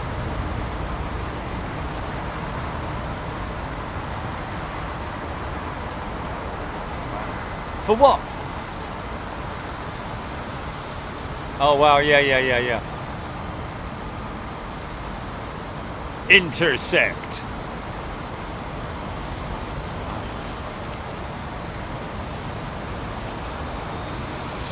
Is Stuart still around? Stuart, Soundman, Skyman. Ian Austin, loving the location.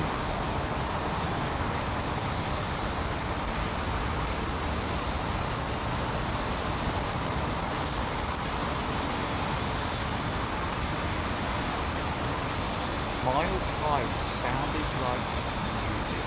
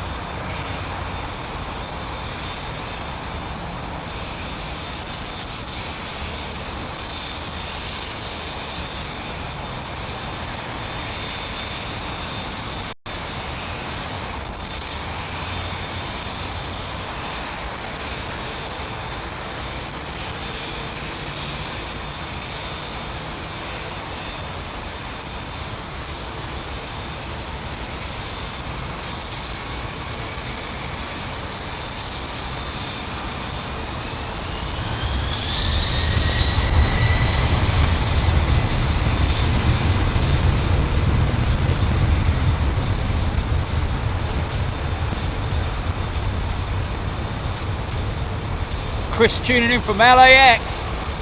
Well, from LA. G'day, Chris. Hope you're well.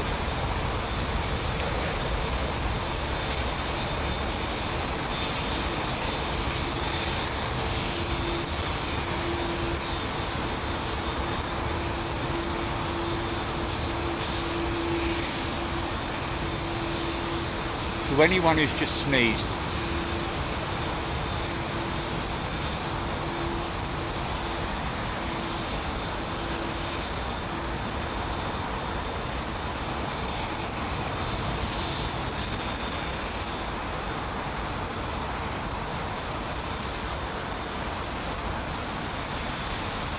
next time you look at the back end of a 737 MAX, folks, look at the back end of the tail.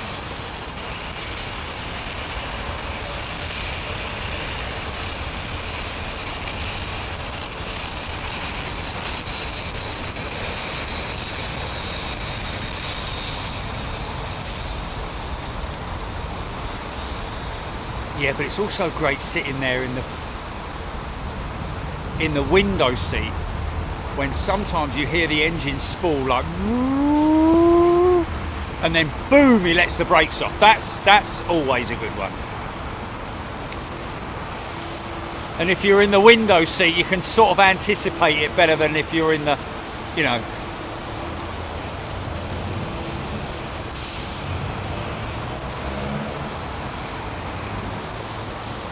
Yeah, these things can shift, mate, I tell you, out of the blocks.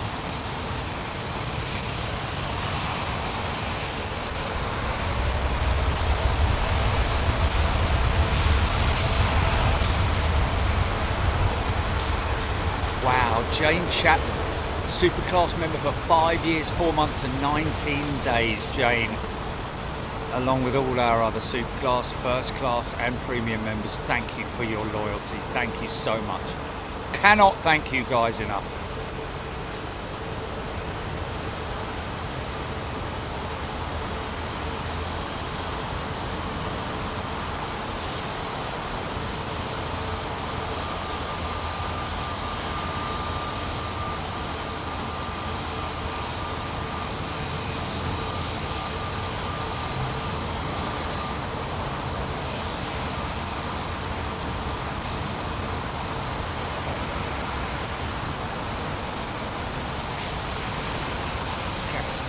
Burny these things are, man. See that smoke?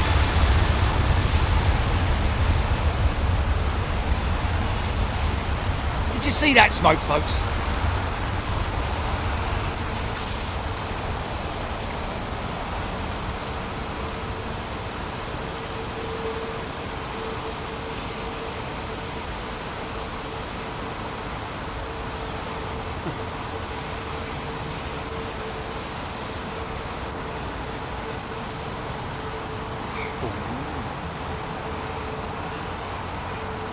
Faye Senior has gifted a membership. Thank you, Faye. David Mead loving the position shot. Well, it's just another location, isn't it, folks? And can I say something? We are close. We are very close to another position, ladies and gentlemen. And I can literally stand here and say it's guaranteed. I'm not, I mean, yeah, I can. Too late, I've said it now. But you guarantee, yeah, no, do get excited. Adam Ross, he did see that. The XWB does like to clag a bit of soot. It does, man. It's a very smoky engine, is the XWB. It's an oil burner. It really does burn. And in fact, a lot of the times you see these jets when they arrive in somewhere like New York, you see the ground crews, the maintenance team come out with a little set of steps, open up the little flap on the engine and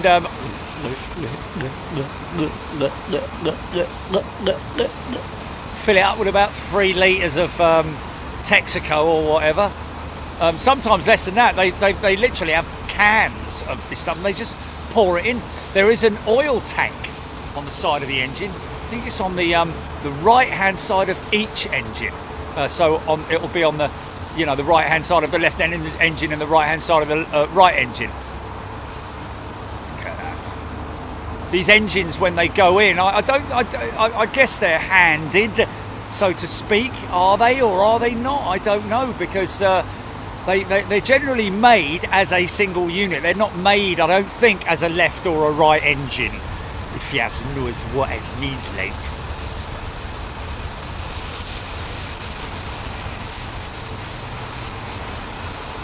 Les Donaldson, good evening. Oh, Bob Shalvoy showing off.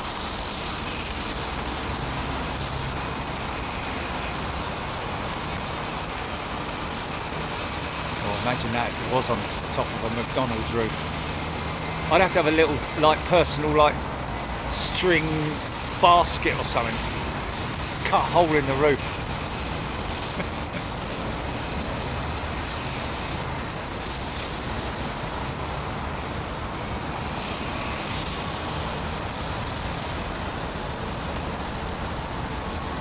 One thing you've got to appreciate, folks, is that when we are able to film airside, it's very restrictive.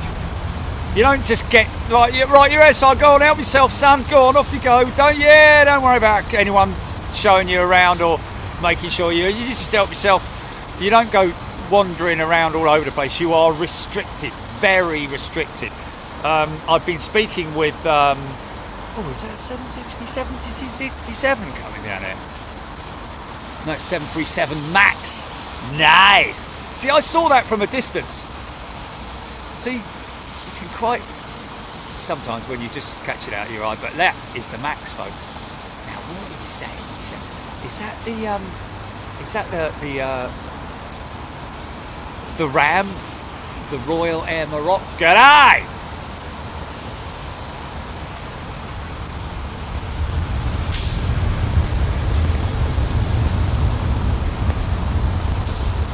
Mark Bell, no, it doesn't mean on top of the tower. Far from it. I wouldn't want to go on top of the tower. I mean, if I did, you know, it'd be a one-off. It's not like something I can, you know, get, but just because, again, of the restrictions. Look at that, Max on the right and Max on the left. Yeah, nice. EGPX, take care. Yeah, so when you're airside, you know, I've started talking with Heathrow about the return of Korean 747-8, and you know what? When I was writing the proposal, it was just going over in my head. And as I got further down the proposal, I was like, "Are we going to get it better landside than all the hustle and bustle of being airside?"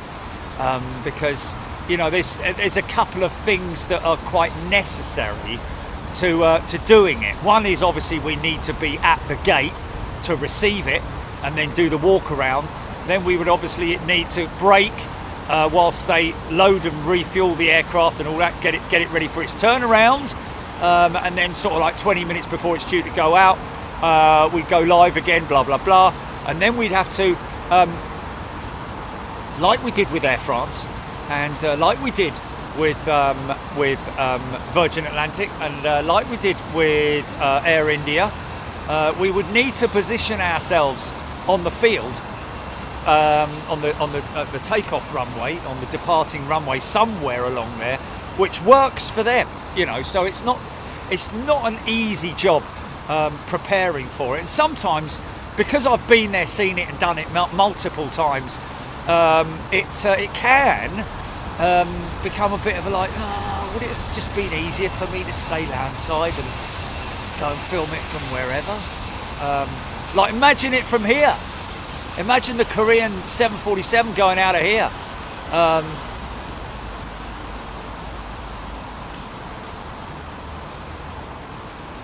Todd Roy.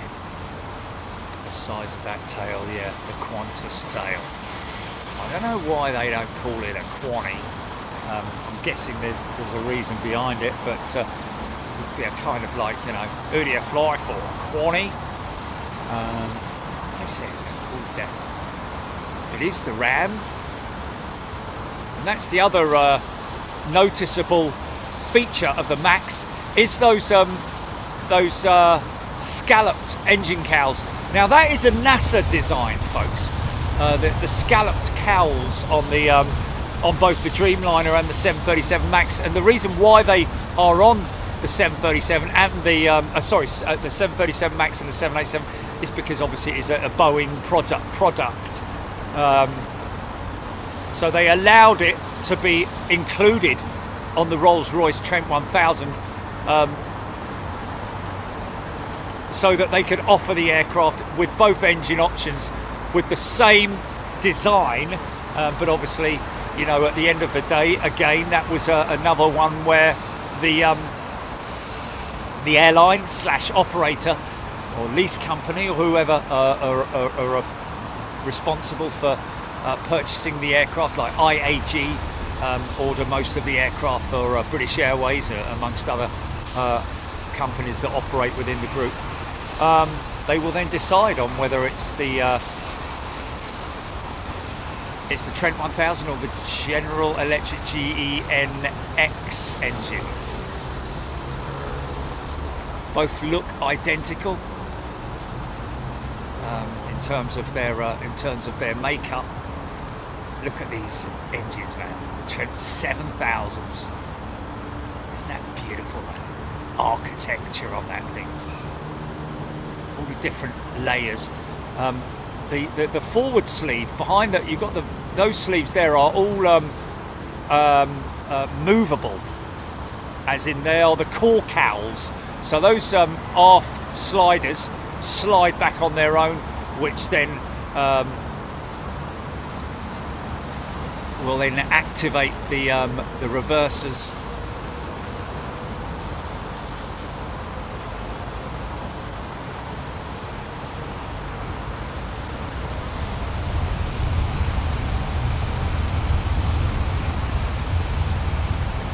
Yeah, man. Brute power. Gareth, Sunset Ship, Big Root, Qantas 380, gone to stand due out this evening at 20:45. Here's a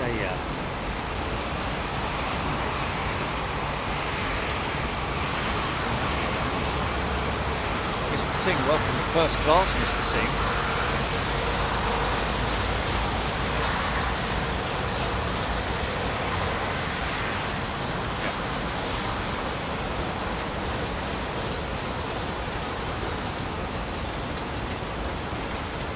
Loving these close-ups.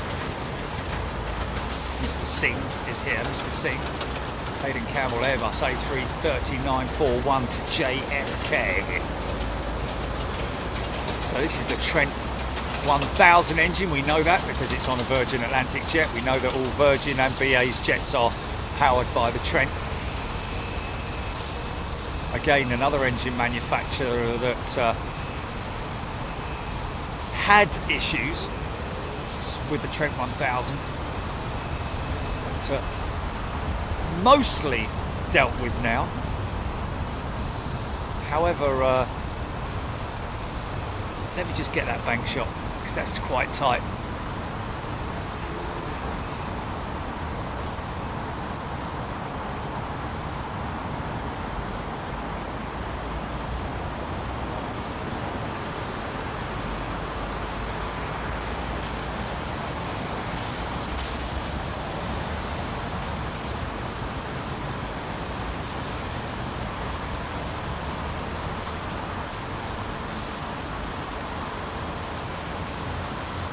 I think what we could do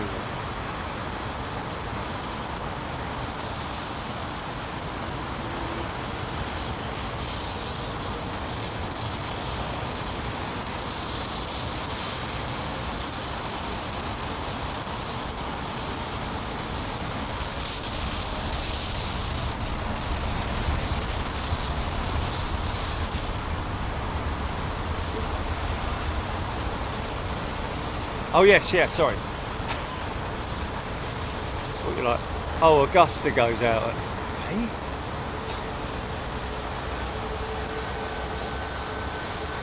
So this is the LEAP engine here on the MAX, and look at this scalloped carbon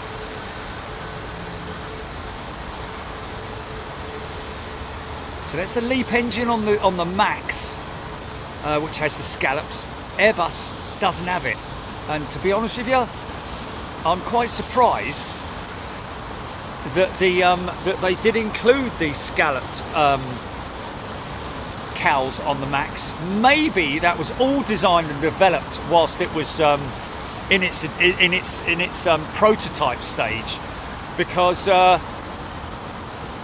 the reason for the scallops is supposed to be to make the aircraft quieter, which it does, but unfortunately it makes it more draggy, which is quite a surprise really, when you think that the reason why they've done it is to separate off, to you know, that shaping. You would imagine that the airflow would be smoother around the engine, or out of the back or the side of the engine, the profile of the air around it, but apparently it doesn't. Apparently it makes it a lot more draggy and less fuel efficient.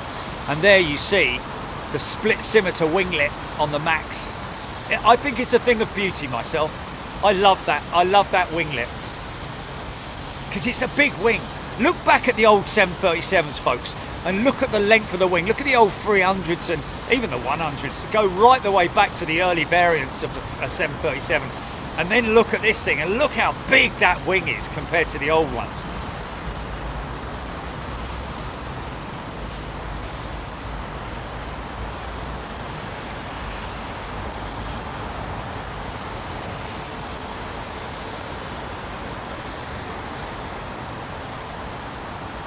Russell brought back some Alaska souvenirs to Florida. I hope that's not some poo, you know, some did you get some Maltesers?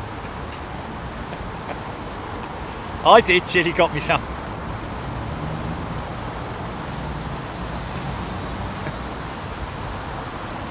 Moose poo.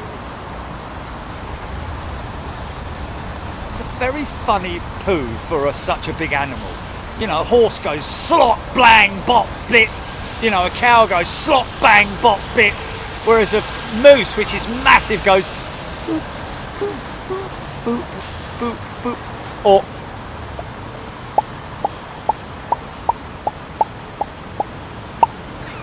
something like that.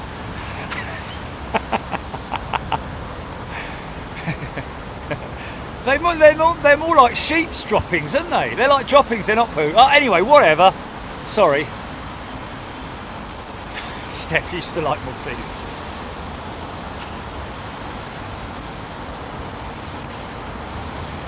Yeah, no, obviously not. Jilly didn't, obviously, buy me. Here you go, mate. Have some of that. Yeah. Look at that winglet, man.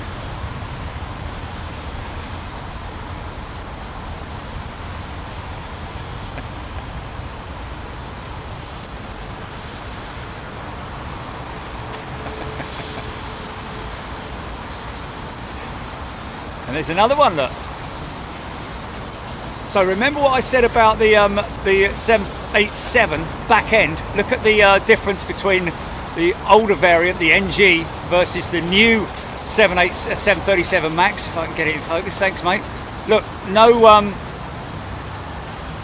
vortex generators below the vertical stabilizers, and the twin blinking light, and that beautiful, very Airbus, 787 Dreamliner-esque back end on it, APU exhaust.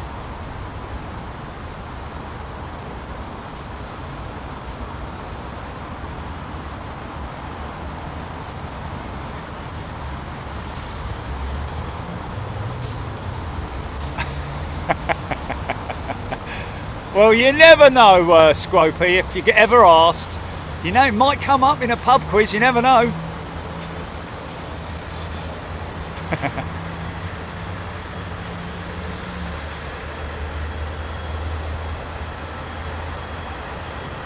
John Singleton.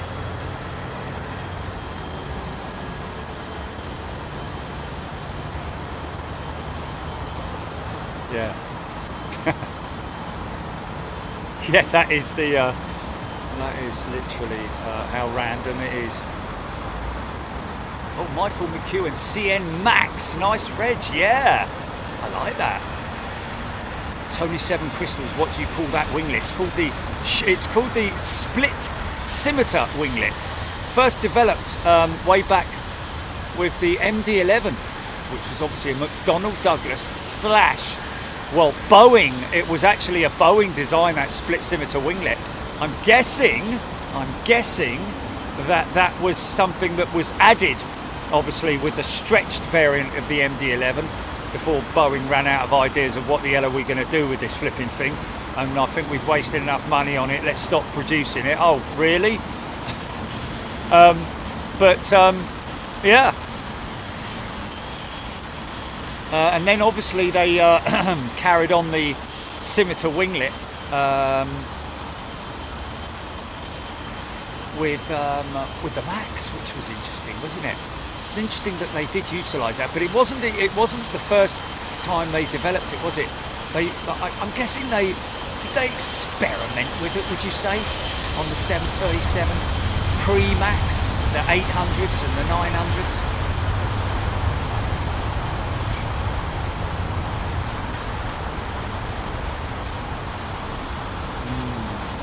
Smell of summer around me, man. There's a moose pooing in the woods. No, it's some lovely. I don't know what that bush is, but what's that bush? Out on the wily, windy moor. Oh, it's a kate bush.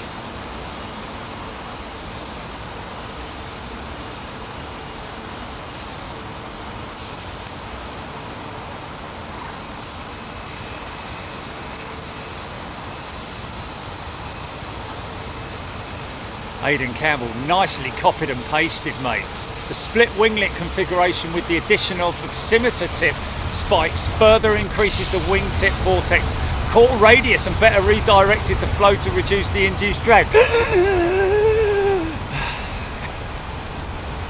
Nice one.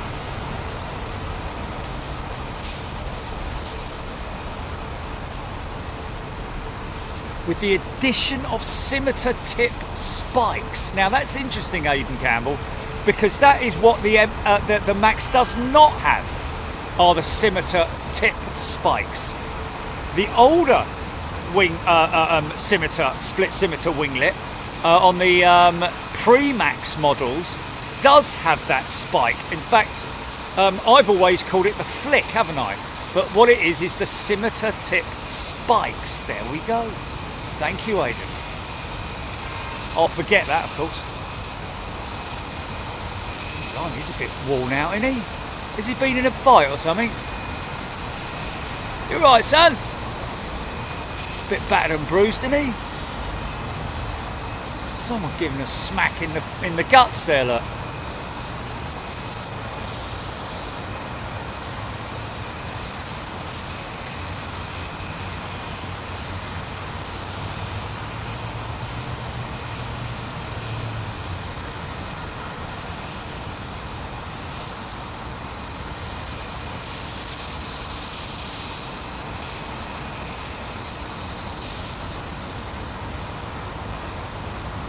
Bus.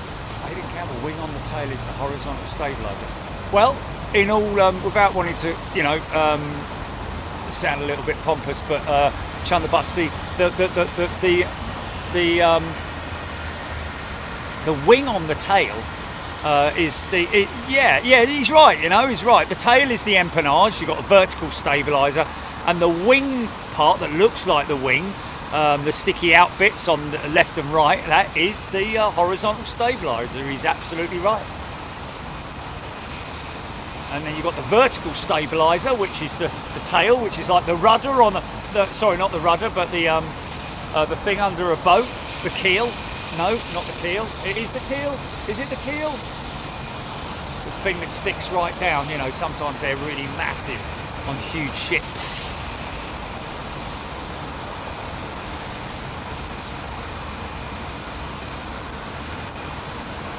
Wah, wah, wah. Wah, wah, wah. Wah, wah, wah. Wah, wah.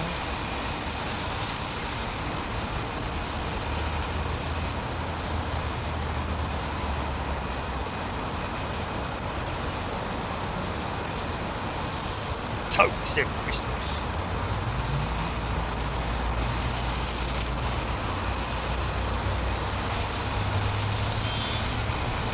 F-flip, string beat. Listen very carefully. I shall say this only once.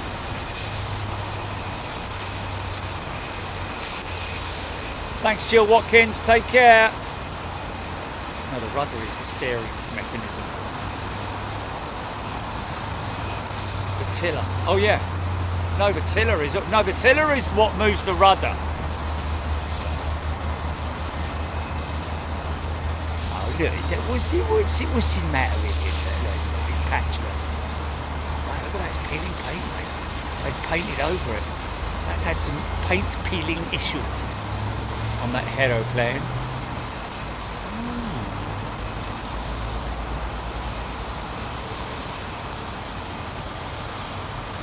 No, the rudder is the thing that steers. That's the rudder, the thing that's moving there at the moment. The vertical stabilizer, which is the equivalent to turn a plane upside down, yeah. And the boat, it has a keel, doesn't it? Is it the or is the keel that? No, the keel is the bottom of the boat, isn't it? That's what it is. The keel is the bottom of the boat. No, there's a stabilizer on a boat, mate. The rudder's a different thing. It's at the back and it steers it left and right.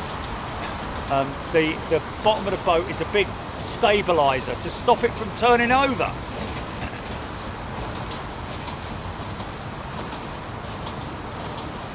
Joe Powley, the keel helps the boat go straight. Okay, so the keel isn't the underside. I always thought the keel was the very bottom of the boat. Anyway, whatever. Bootle lad, the tiller is on the boat. The tiller is basically the wheel of the boat to make it, to steer it. The pilot or the captain or whoever is steering the boat is operating it by use of the tiller or by use of the wheel. Same thing. Oh, Christian Schmidt, the keel is the stabilizer. Thank you. I said that right at the beginning.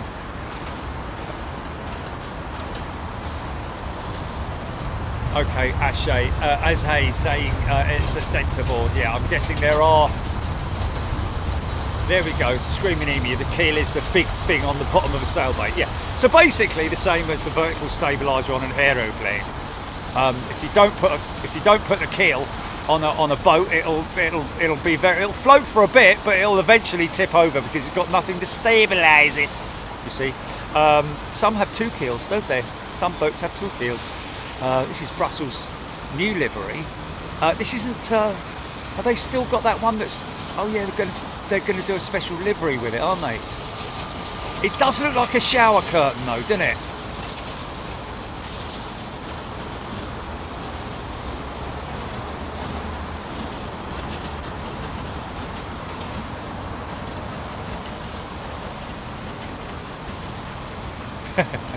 Big jet and ship TV in brackets. Dan, good evening. There he is over there. Dan! I'm sure he looked at me. Dan!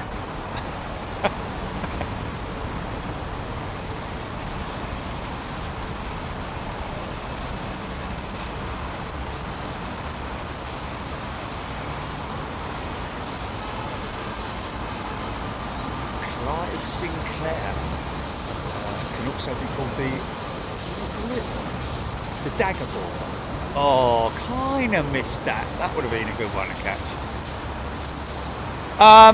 Right, okay, so what's the score going to be?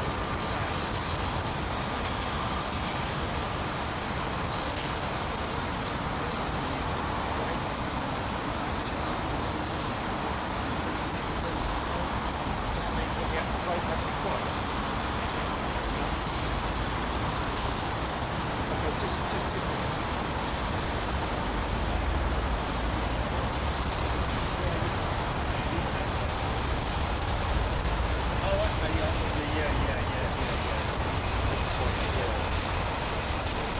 I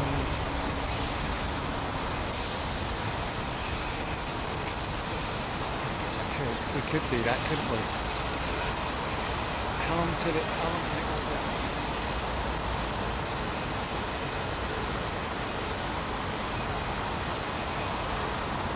Add 30 minutes onto that departure time, because it might be like, actually we need what we need.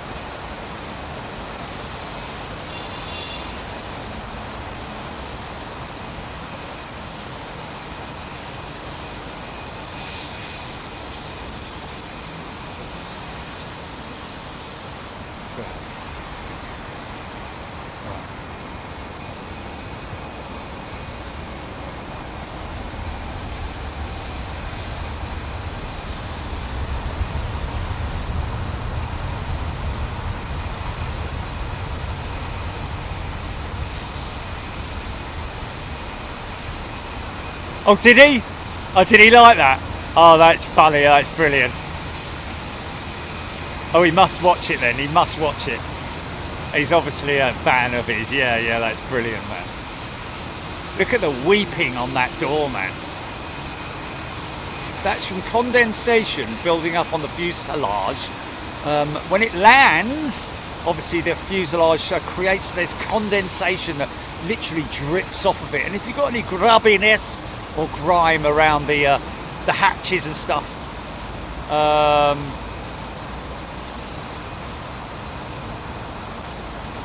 you get what I call weeping. Weepy window. See, look, back end of a Max, look. Back end of a Max. Mine that. Now just a little few dabs on the rudder pedals just to straighten the jet up. Don't take a lot, look, don't take a lot. But I tell you what, that I've got to say, that and taxiing has to be the hardest part of learning to fly a plane. I'm going to be honest with you. Other than obviously doing all the maths and the science and the, you know, well, not really science, but, you know, all the navigation, all that, learning all that malarkey. Actually taxiing it and keeping it in a straight line along to Runway. Emirates 777 on its way out. Summer ends.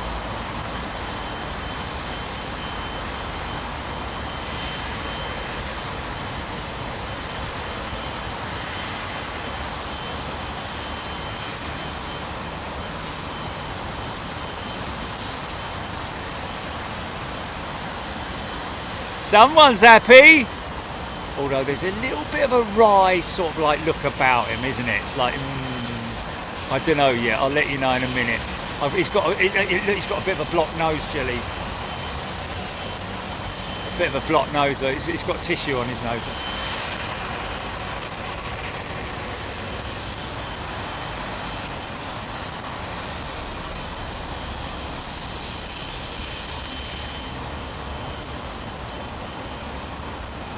Screaming emu, minding your winglets. Well, yeah, but that's after you've mastered allowing for the oversteer and understeer when you're steering an aeroplane. Literally any type that I've been in a sim with, getting from the bleeding gate to the runway.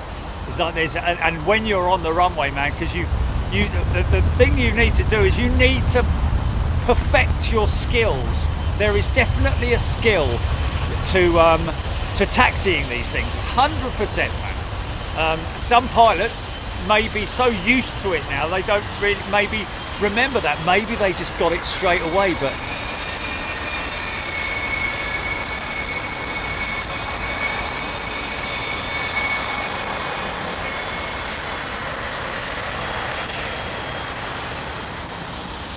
Smile's becoming a little bit happier now.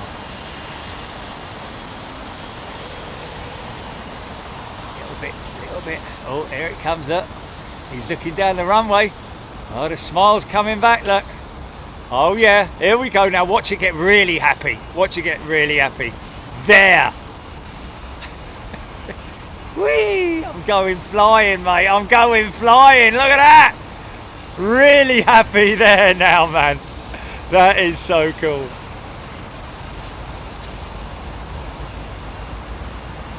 Yeah, Zoe B mentioning about that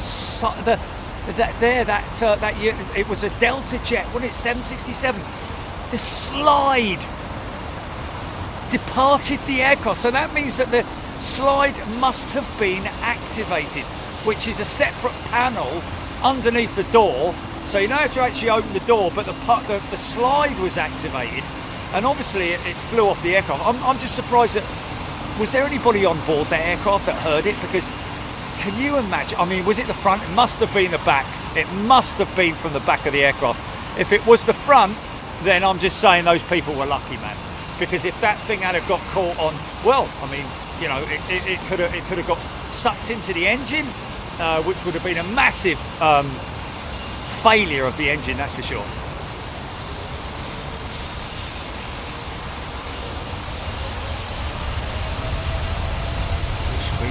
Taxiing is the least realistic part of the sim. Interesting. I found that it had a lot of resistance, I have to say. As in, you know, the power steering, the feel of it. Felt very real to me, but obviously it's not real. Realistic, should I say. Not a real simulation. Screaming in with a slight departure from the compartment on the right side. Right aft of the wing. Okay, on the right side aft of the wing. Oh, okay, so it's a wing slide for the over wing exit. Right. Well, they're quite lucky, I have to say. I mean, it could have caught a horizontal as well. Let's be honest. But wow, can you imagine what that looked like from the passenger seat? Is that big wobbly thing supposed to be out now, coming out of the wing? Was that extra flaps or something? I mean, would have looked like a kid's playground slide just appearing out of nowhere, because those things they're very quick to inflate, done by air, isn't it, like air bottles. So that must have been just a malfunction, because highly unlikely that would have been activated. Well, probably wrong there as well, but anyway.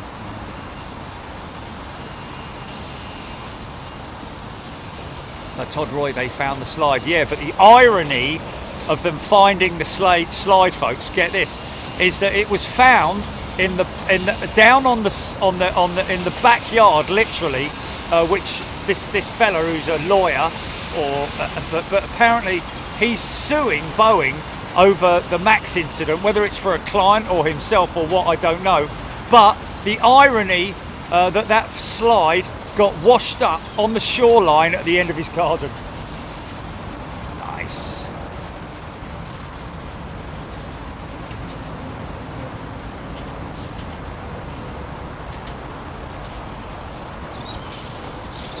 But you know what?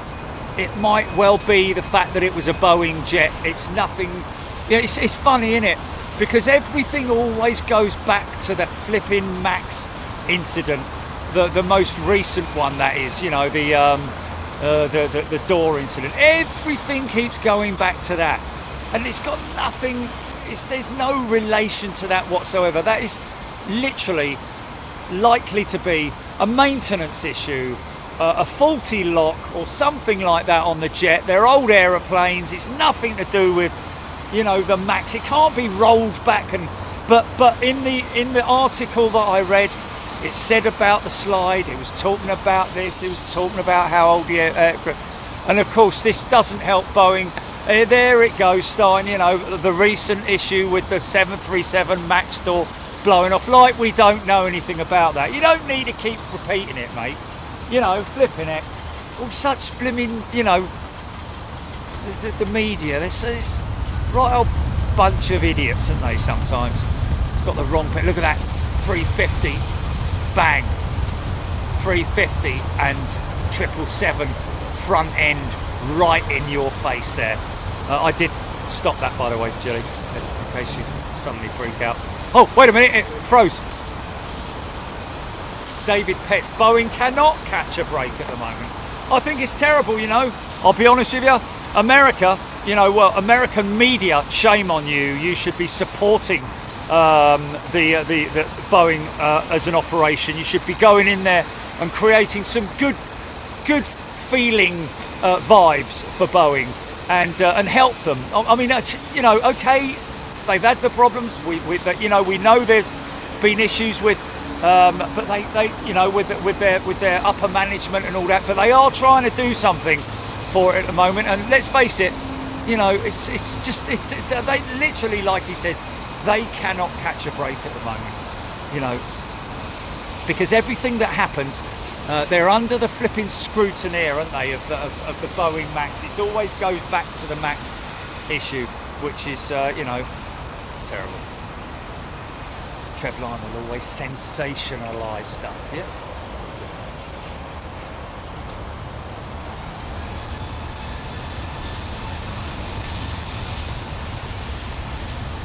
Screaming in you, yeah. You know, that's you're talking about it across the board. There are obviously, you know, there are a number of departments at Boeing that need a major, you know, rocket. He's got a little bit of a smiley face, isn't he, that Dreamliner? You know, from management level right the way through to, and that we're talking about on the manufacturing floor. But not just that. You know, it's Spirit Aerosystems as well. You know, it all actually relates all the way back to Spirit, doesn't it? This whole deal with the Max. So, you know, but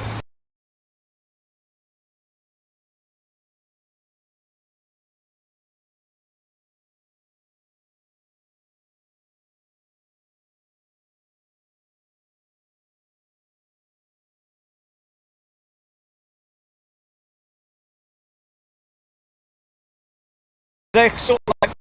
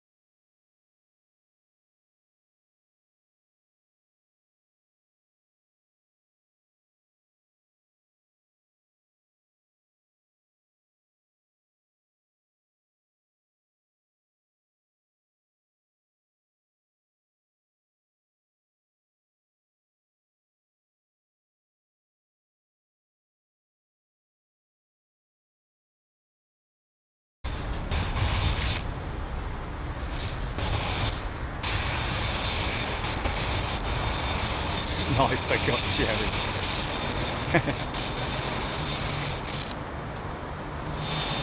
That's a replacement. That's a replacement nose, isn't it? That's an old nose. Radome, I should say.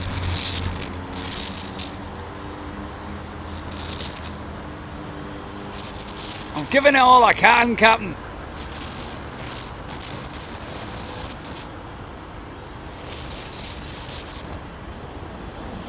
Fair play, Screaming at Me. Best part of ARD. Best part of ARD. Well, best part of ARD is that they've got. Yes, I can. Yeah. Oh. It will be.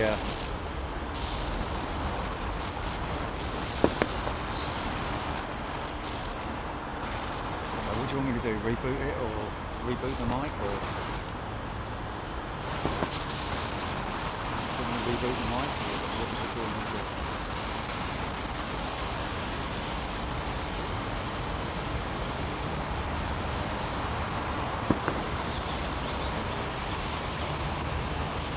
No one's mentioning anything, mate.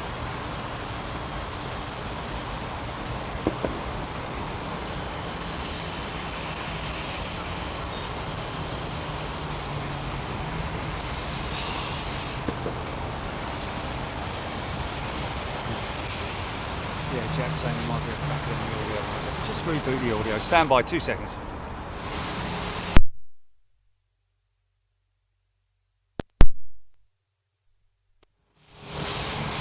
Okay, if that doesn't work, Jilly, I'm going to go down and take that other mic out. And Helen Cook is a brand new member. Welcome, Helen. Oh, look at the heron.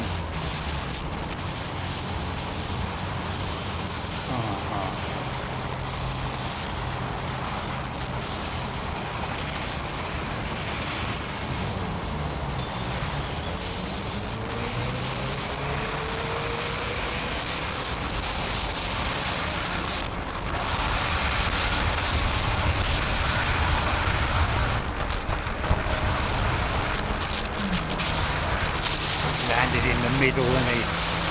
Okay, I'll go and turn it off. J Mank not a fan of how ATRs land nose first. Well, they don't, do they? But they appear to. There's very little to very shallow flare on the. Jesus, sorry.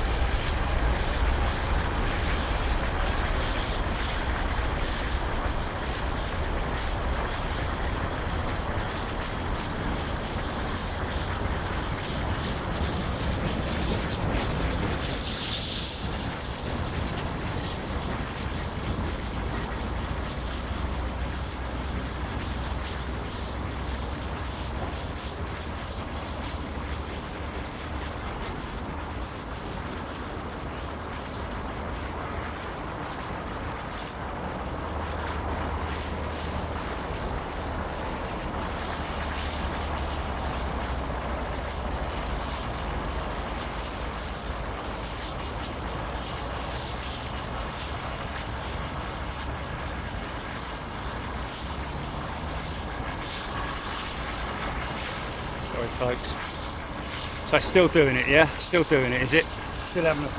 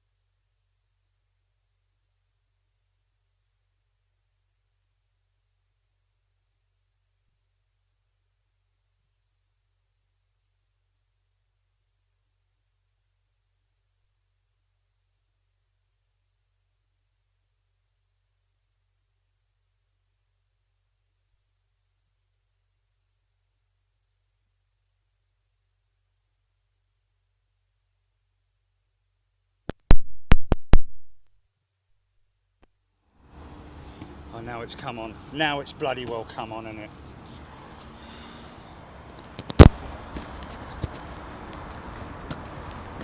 Jesus. Yeah, now we're good, but in the meantime, what have we missed? A beautiful departure of an Emirates 777. Great, isn't it? Thank you, Tech. Thank you. Thank you for that. Maybe get a driving license and go and drive a bus or something.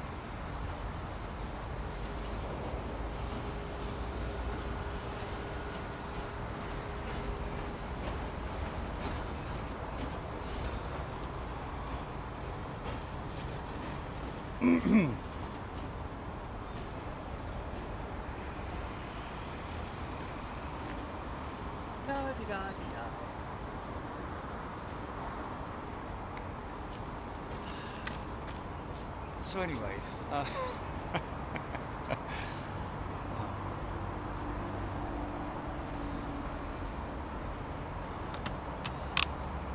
I'm giving it everything I've got, Captain.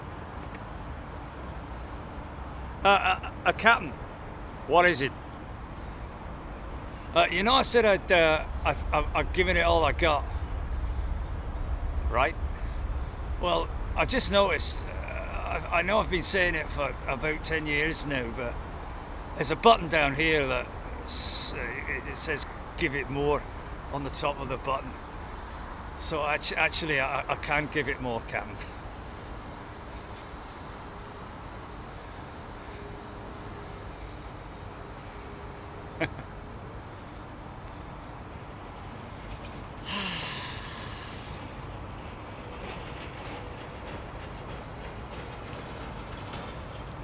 Michael McEwen, Swiss bringing in their E2, just landed from Zurich. Oh, well done for missing that.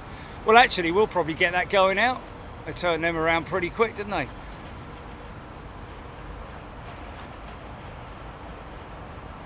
So there's a couple of big lads down there that we're waiting on. There's a BA 380 that's going to be coming out as well.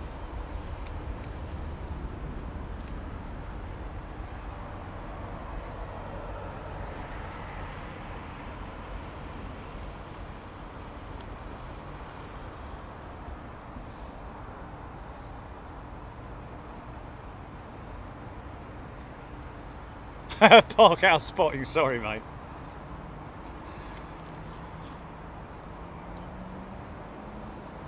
Oh, I thought it was an engine start, it's a flipping motorcycle. Billy Connolly!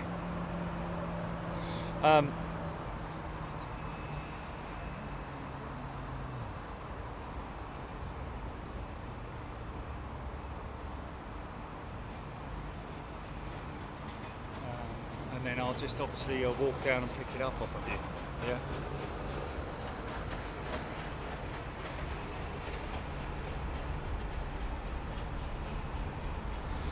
Yeah, Bond battery is new, so we can go well in on that one. We got spare mics, yes. Batteries charging the phone and the fan and the camera are all good. I've got a spare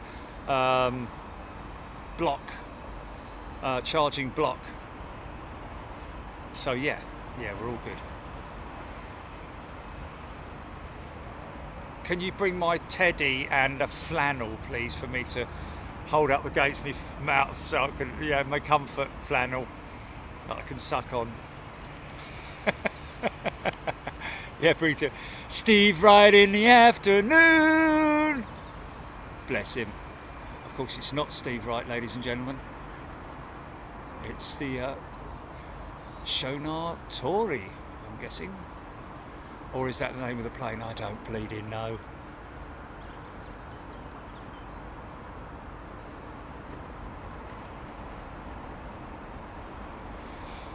See this thing being thrown around the skies. Well, not this particular aircraft, but Boeing's demonstrator, wasn't it? With Bangladesh Airlines all over it. Did they actually use that aircraft? Did it actually go to Bangladesh Airlines knowing that it had been chucked around the skies?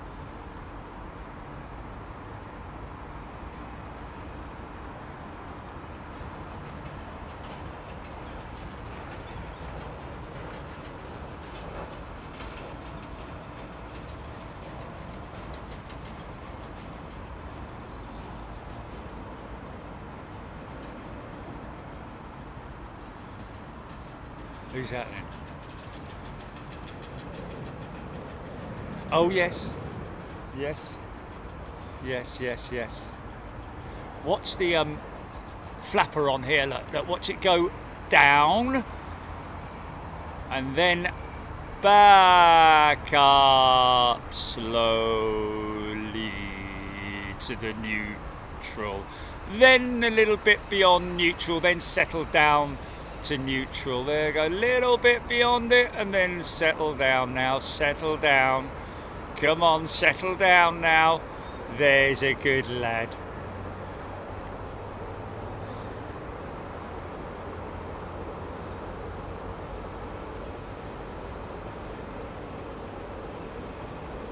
Yeah.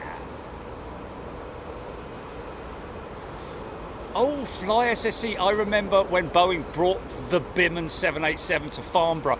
That's where I saw it.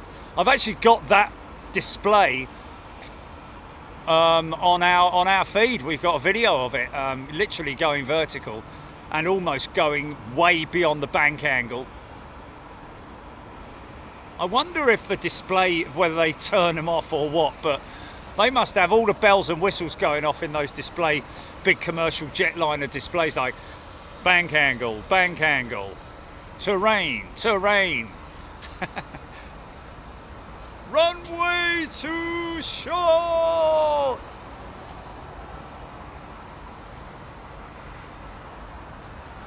Screaming new rolls off with a Pt2, which was like a pickup truck with wings. Brilliant.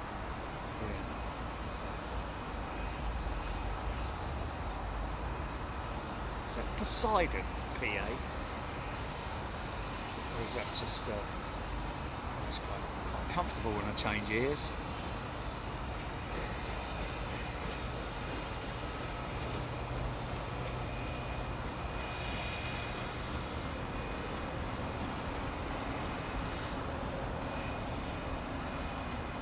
Jordan Charlie, not sure on Luxembourg's viewing locations. Sure they've got, because Luxair are obviously, Cargolux, sorry, are obviously operational there, amongst other freighters I'm guessing, but yeah. It's a bit like, I think it's a bit like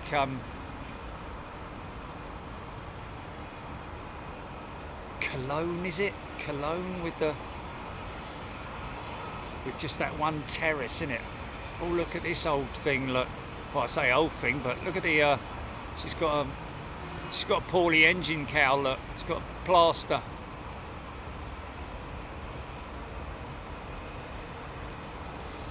Yeah, I don't know about, what's that, is that speed tape?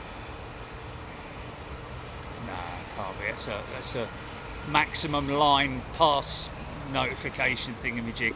How much little flap they've got on these things, man. See that Fowler flap there? Is that called the Fowler flap, that extending flap there?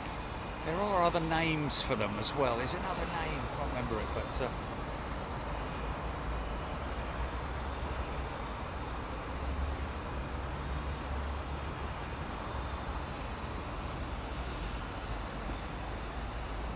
Ross Gin, catch of the Mad Dog in Anchorage was unreal. Or epic, as he calls it, yeah. It caught me out, that's for sure. Nick Fishenden remembers Farnborough when the 380 was launched back in 2005, 2006, perhaps. Girl tuning in. BA Jet just off to Turin, thank you. Piper Apache.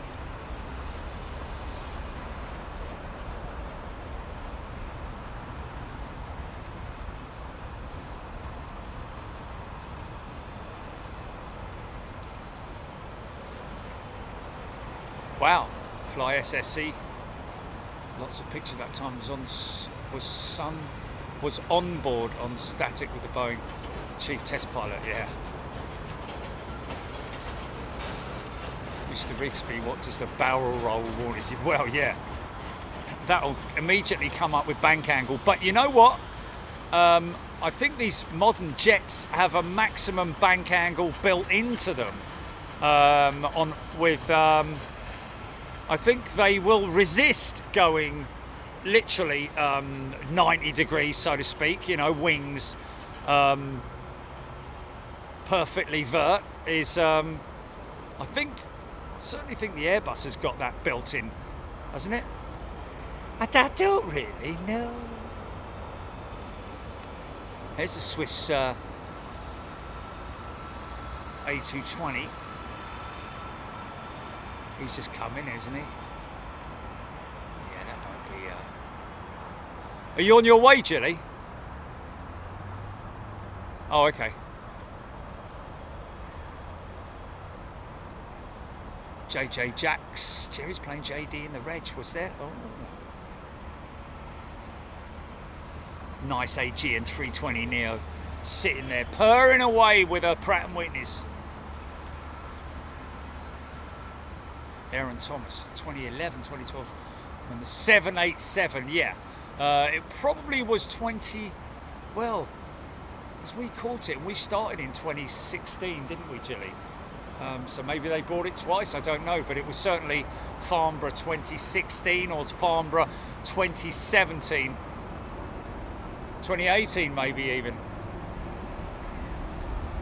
Yeah, 2018. Aidan Campbell, Luxembourg Airport is quite small bit, but yeah, it's always a little bit tricky when you need to do your research. A lot of people do say, you know, have you thought about going here, have you thought about going there, but you need to do a little bit of research. And the best research, to be honest with you, is go on Flight Radar, filter the airport, and then just do a playback from 8 in the morning through till 6 at night, and then just see what kind of movements they have. Look at the bright lights on these new modern jets.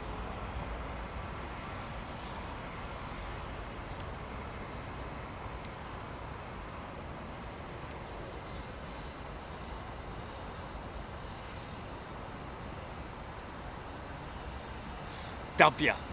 Indeed they do pull the applicable system circuit breakers. So you can override it. Is that what you're saying? That you can override the max bank angle, blah blah and all that? Andy P, Flight SSC. Always wanted to go there to see Cargo Lux operations. Well, you never know. I mean, that might be an option for a show idea. Perhaps going out with to see the Cargo Lux operations. You know what? It would be lovely, and I'd love to approach somebody on that. But it all depends, as always, on how receptive these folks are, you know. God bless you, play me a rally and you'll get me lucky.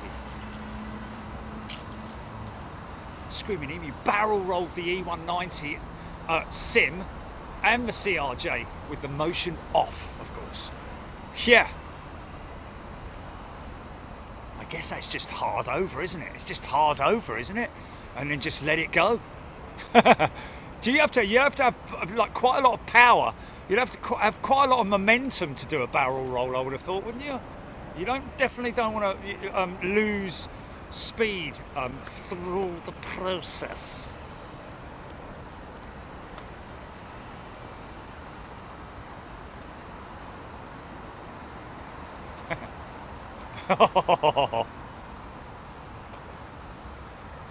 Tim Hill's great view of the Luxembourg ramp, main ramp from the terminal restaurant. Look at that nice big 777 coming out. Da-da-da-da. Da-da-da-da. Clive Sinclair loving the Ram livery, Royal Air Maroc.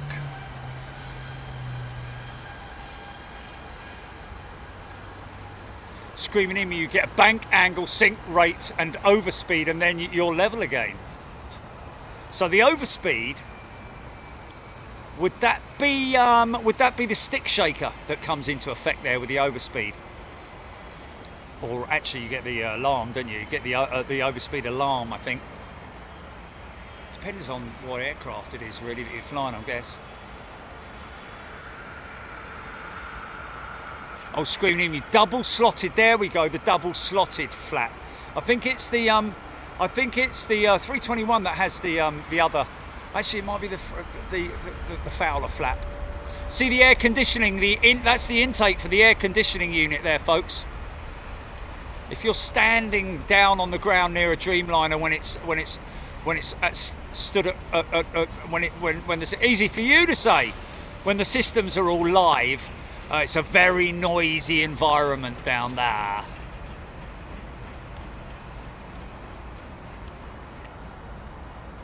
Like shh going on.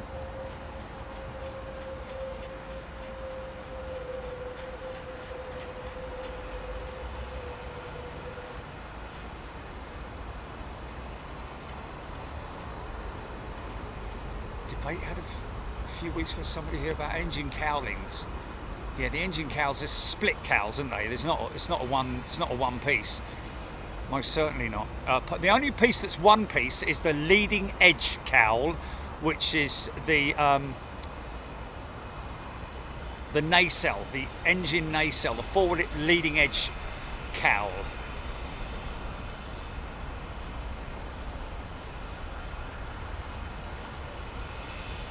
Other than that, you've got the inspection cowls, which are of course the core cowls. Then you've got the sliding cowl mechanism, which is also like a car hood, bonnet, whatever you like. Is that A&A triple just come in? It must have just come in. It's come all the way down here to cross to Terminal 4. To cross the... Why did the A&A 777 cross the road?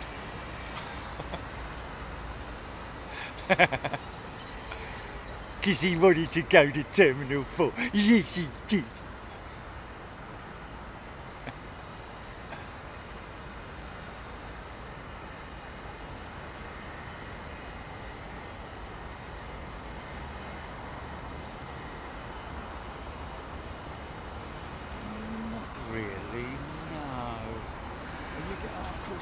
You're going, yeah. Well, yeah, not very much.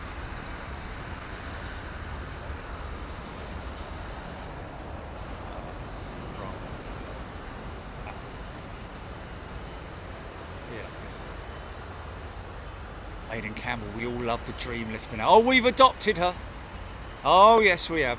We love the Dreamlifter now. She's no longer questionable in terms of her looks now. We love her.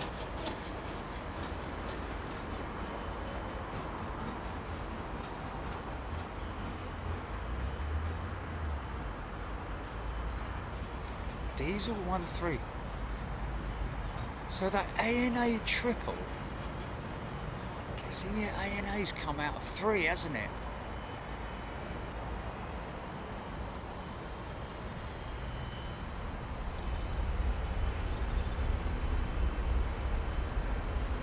No, sorry, my apologies. He's not crossing the runway for T4. He's out of T3, isn't he? That A&A triple. That's a good one to look at. We're going to get the Pokemon livery up close and personal, folks. Little my A&A going to Haneda. Thank you. My apologies for that.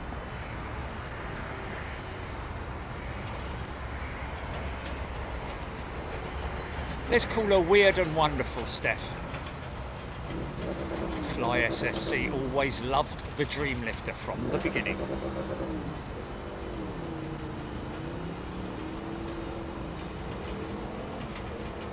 Dorset Aviator.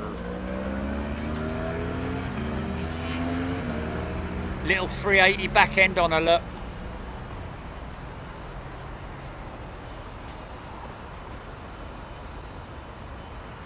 Carol Smith.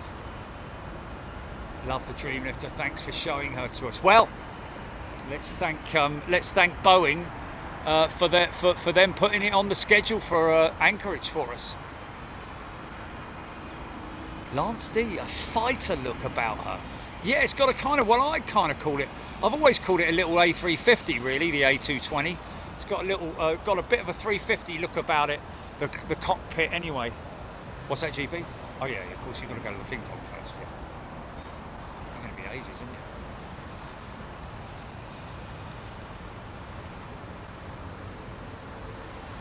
Elfie Wickings, my favourite livery, the Pokemon Jet.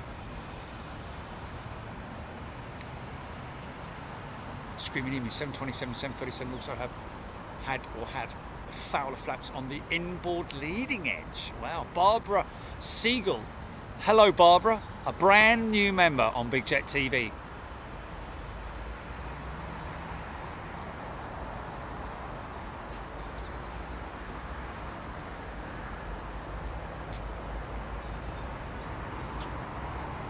Just waiting on an Aer Lingus jet.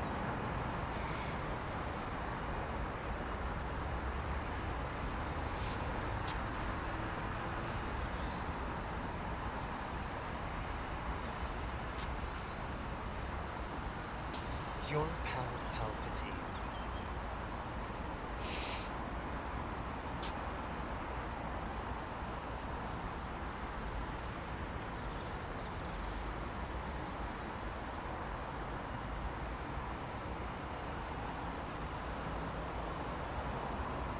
Alan Shadbolt. Last time he saw it was in Anchorage. I'm guessing with us, Alan. I think I remember you being with us. Japan Airlines triple now taxiing out. Starting to lose a little bit of light. Starting to, you know, the even song is within us.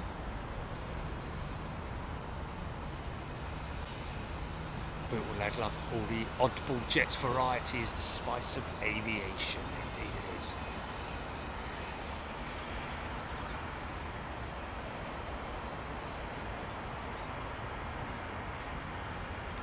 So we're staying for the big roof, folks. Look at the rate of climb on that thing, man. Look at it go. Up, up and away. Meanwhile, big set of GEs, man. Look at that.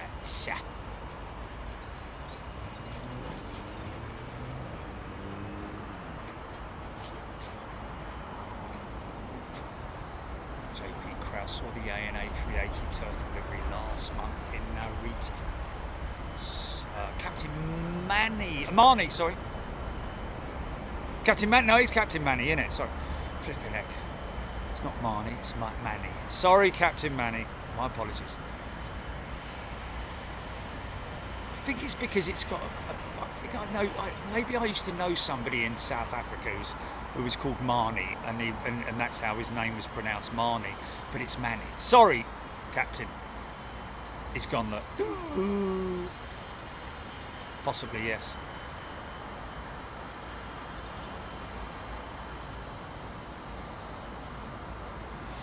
Screaming in, it turned out to be a lovely evening in London. There we go.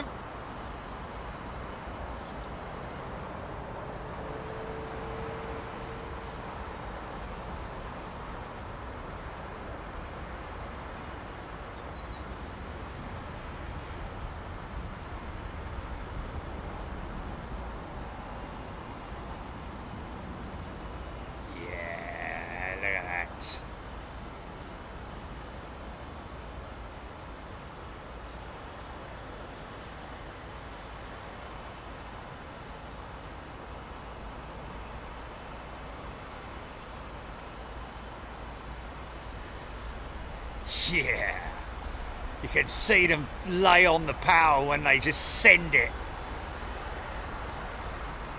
See the blades spinning up.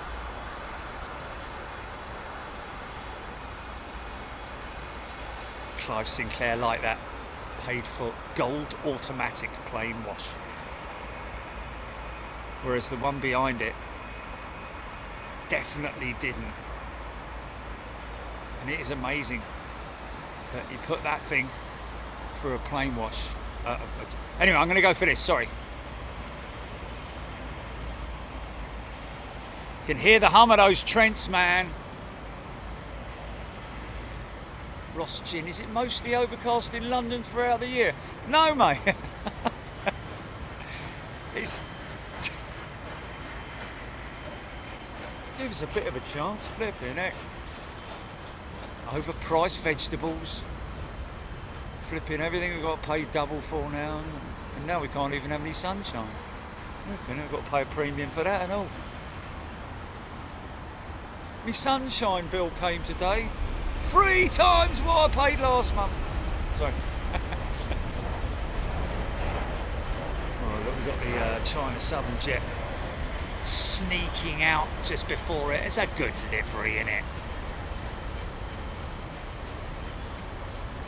Oh, they're yeah, on the not on that one, Captain Manny. On this one that's going out now. I'm talking about the Rolls-Royce Trent 800s, I think, on that 777-200, that BA 777-2, or was it GE's? My apologies if I got that wrong. Rotating about 160 odd knots there. Well, more like 170 really.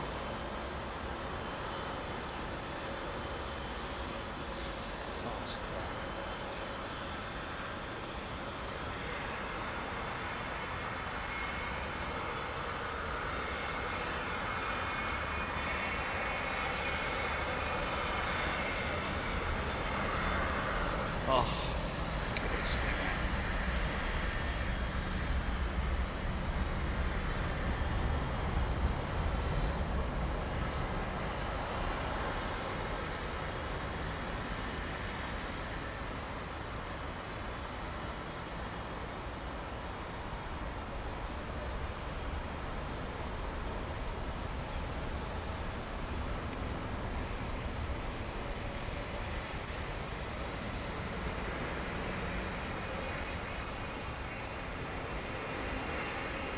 Infinite flight. No, we've only been doing 4K for about 3-4 months now, isn't it? Something like that. And only on at the moment, yeah, we did try it a year ago, but it all went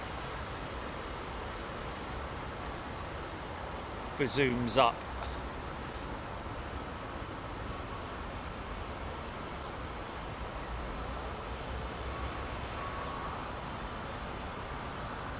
I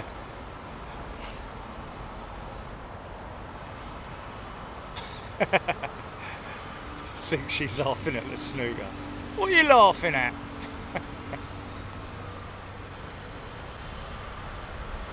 Because he said, can you clean my balls, please?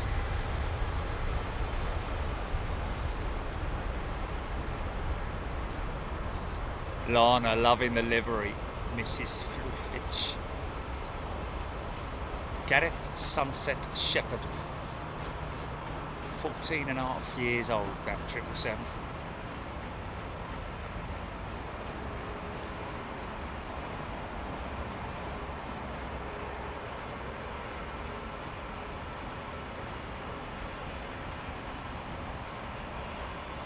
Hamad Khan 758 for a BA 380 headed to Singapore. Feel a little bit of rain coming, but at the moment it doesn't look any more threatening than it has done over the last few hours. Wow, brake dust, man. Ooh.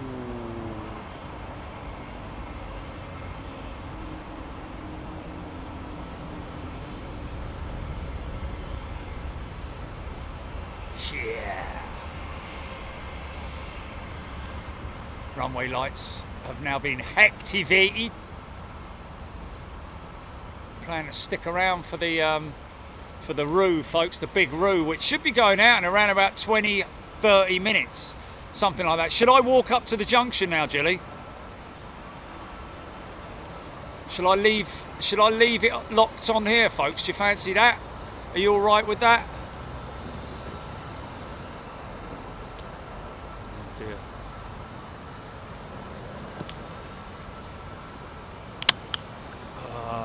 No, probably not a good idea. You cannot leave vehicles unattended. So I'll start walking up now. Back in a minute, folks. Can you look after everything for me, please?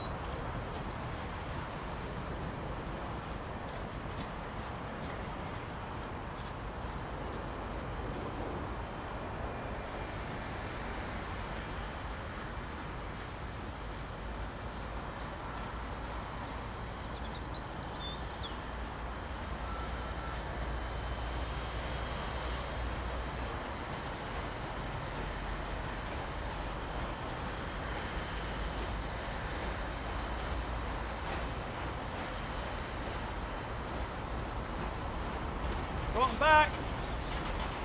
And it appears, folks, that we do have an operations change coming up.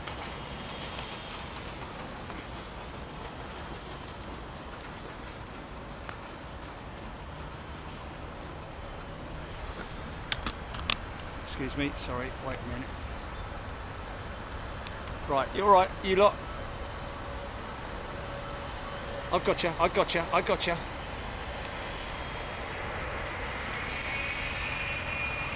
Oh yeah.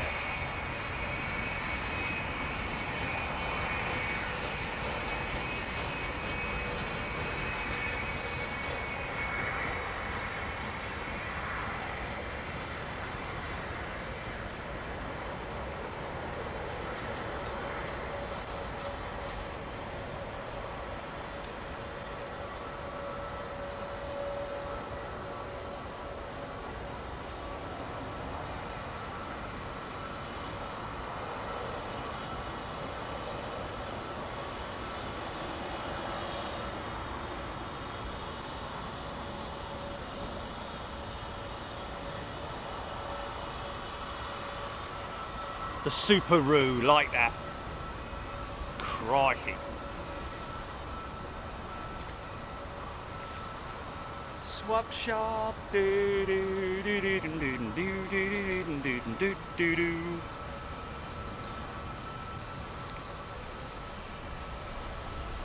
Wow. Wow, look at the elevator move there. Was that to keep the front end down?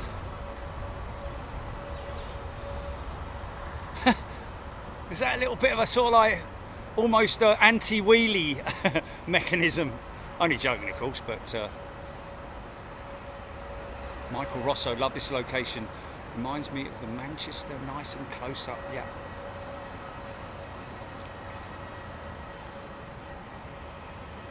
Ian Lyles, where are you going tonight? I'm staying right where I am, Ian. Got Koreans 777.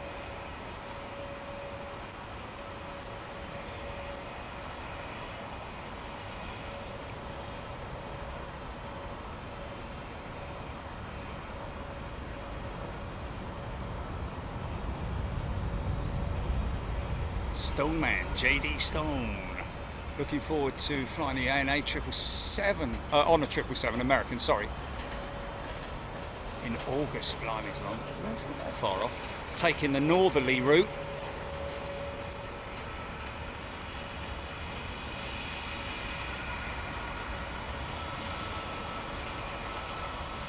So it may be that yeah, it's definitely a westerly now, folks. We are deep into a westerly. The old sock never lies, does it, eh? So they're taking off into a little... Maybe that was the reason for the elevator down position, was because of the tailwind. Because of the tailwind. They're down, their elevator's down on this jet as well. Look at that. Is that standard procedure, pilots, please? Elevator's just lifting everything. No, just kind of staying in that position to just maybe give it a bit of a push. I don't know. It's not that strong. It's only about 5 knots, I would have said. Oh, hello, hello. But before that, we got this. Now, which way is he going to go? Is he going to go left or right? Because we've got 8 minutes before the switch over. We've got 2 jets lined up at the moment for, he's going, right, there you go, folks. 27 operations. Our 27 is in operation after these 2 jets. So they are going to swap operations. They're going to be coming straight at us. And that means that I'm in the wrong bleeding position because, okay, stand by. I need to move this. Hold on a minute.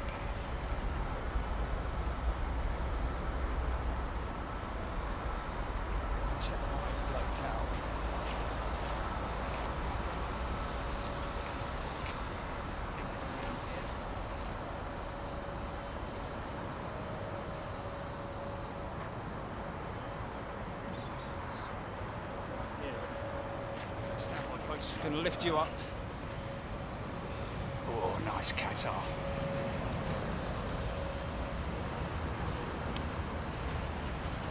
Okay, stand by. Just going to lift you up.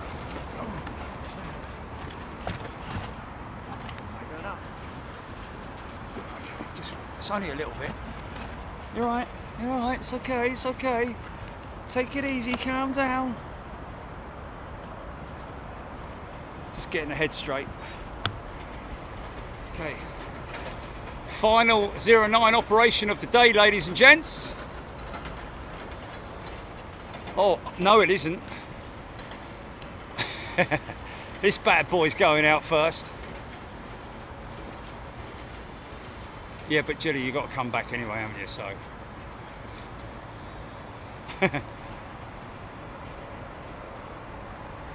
Trying all we can to 007. You have been cleared. Why, thank you, Miss Moneypenny. Hello, 007. You've been cleared for runway 09. You're the last to go. Thank you, Miss Moneypenny.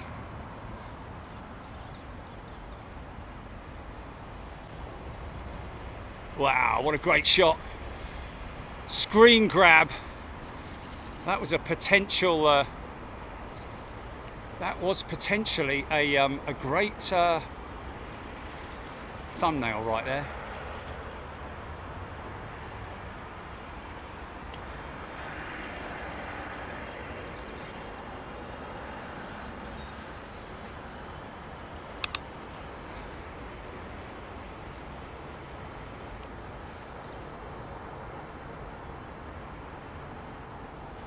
James Bond.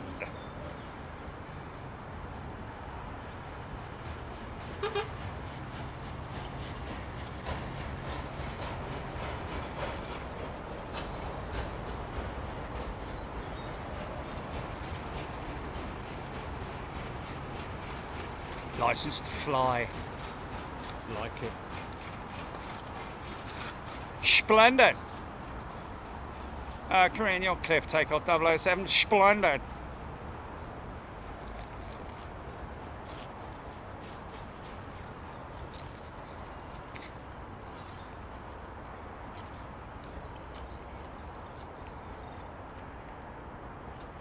Just got boiling hot apple sauce all down my chin.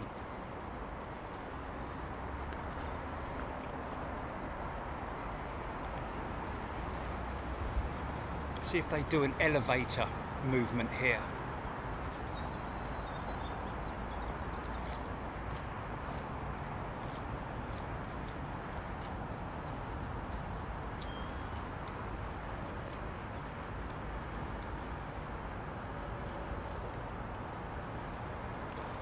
She's a moving.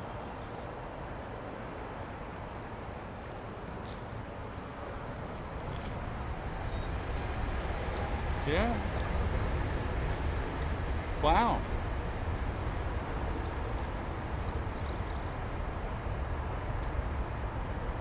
So that's to compensate for the tailwind, is it?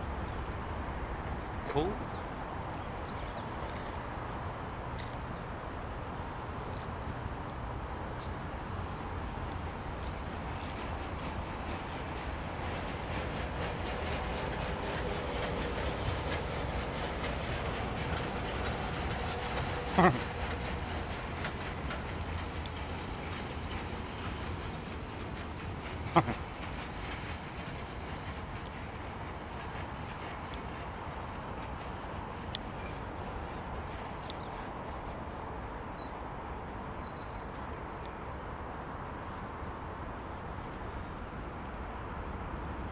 So now you'll see, wow, listen to that, man. Now you will see. And now there's silence down here. Silence! He's gone up quite quick, that guy.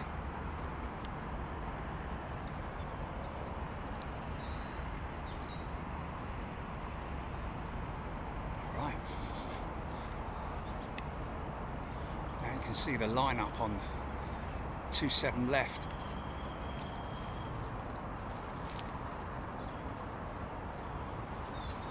You off, Screaming Emu. Take care, my friend. All the best.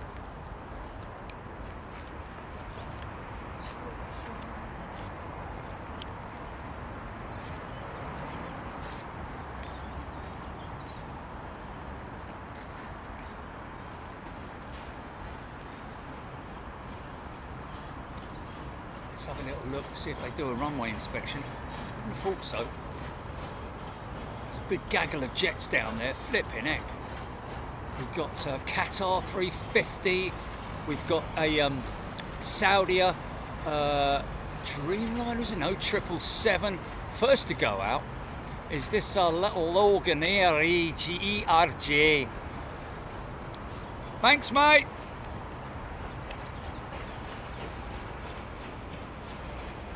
Okay, I think we might have to switch blah blahs. Oh, wrong one. Interesting. It's normally that one, isn't it? It's the last one we left it on. We tried different ones, didn't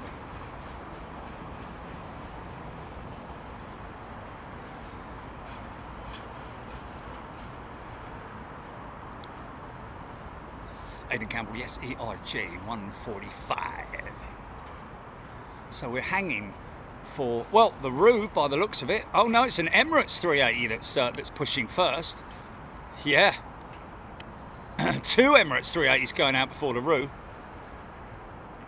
And there'll be good shots coming at us.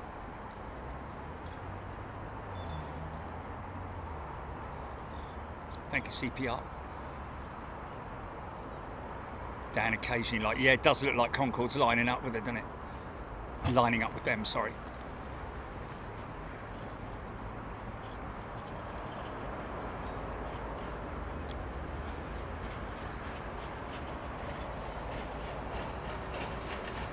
Got a DC-9 look about it right from there, doesn't it?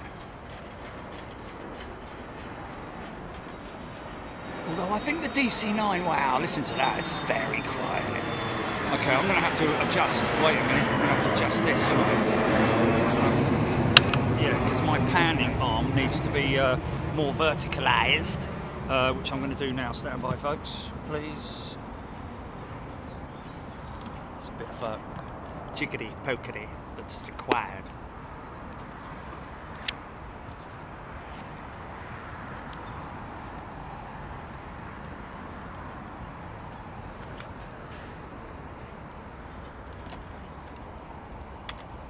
Stand by, stand by. Be patient, be patient. Be still, beating heart.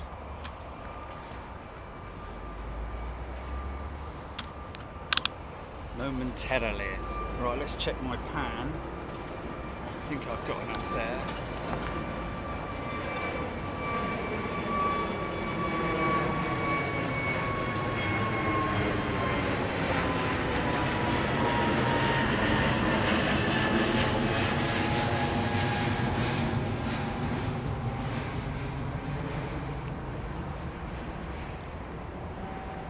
Simmons, is it darker there than shown?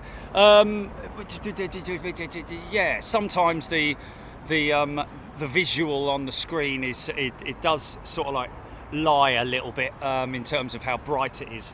It's a little bit, and I'm actually looking on that. Oh, mind you, I need to scroll it right to the end.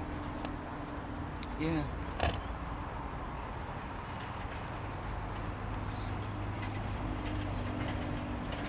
Now I'll get a true idea of my pan shot. Thinking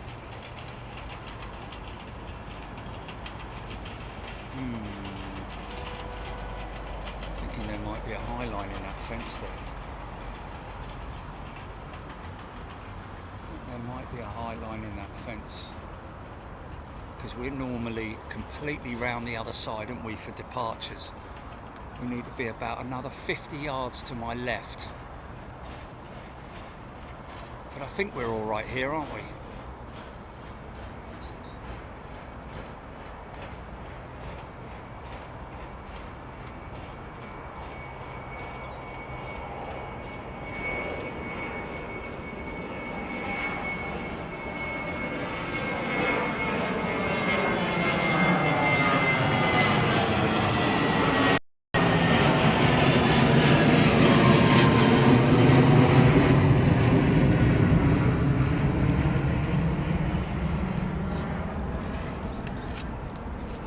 engines sound great, don't they? Those old I80s sound super.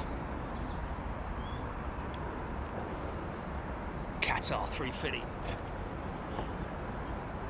coming at ya.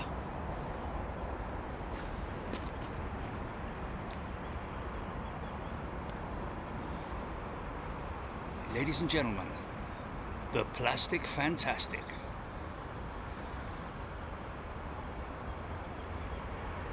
It's got a bit of a praying mantis look about it. Oh, he's giving it some, isn't he?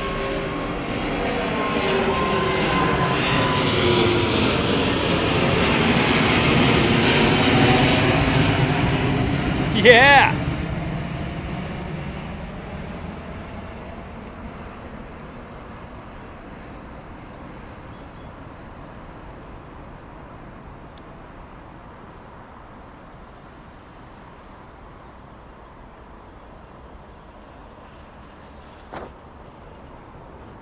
Lawrence copes.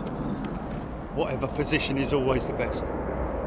Whoa, something big landing on the northern runway.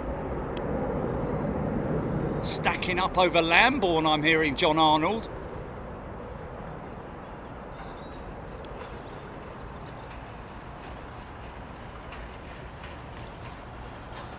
Steve Bluck, thank you.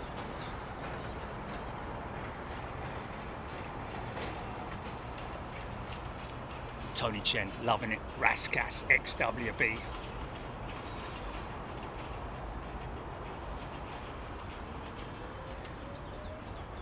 Ooh.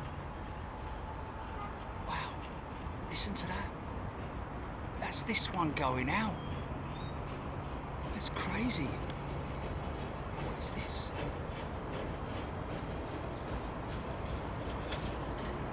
It's only an SAS 320 Neo. Yeah, that spool up. Crazy.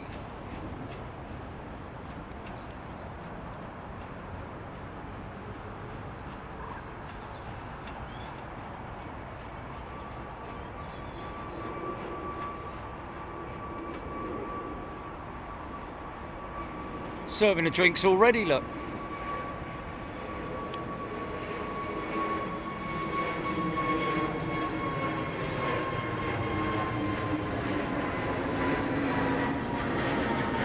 Casey Rallying Plays loving the evening stream. We're going to do more of them, folks, as the well, the nights are sort of like really there now, aren't they, for us to.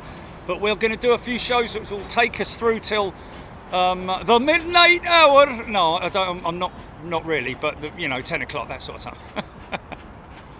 A wee bit midnight hour. Mind you, I don't care. Certainly do summer solstice from here, that's for sure. I think. Raskas 380, here we go. Where's this big lag off to then? Sliding down the runway. Singapore.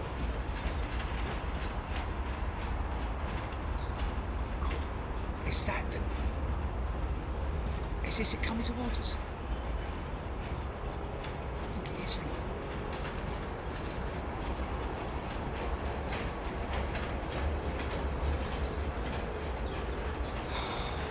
Oh my God, listen to this.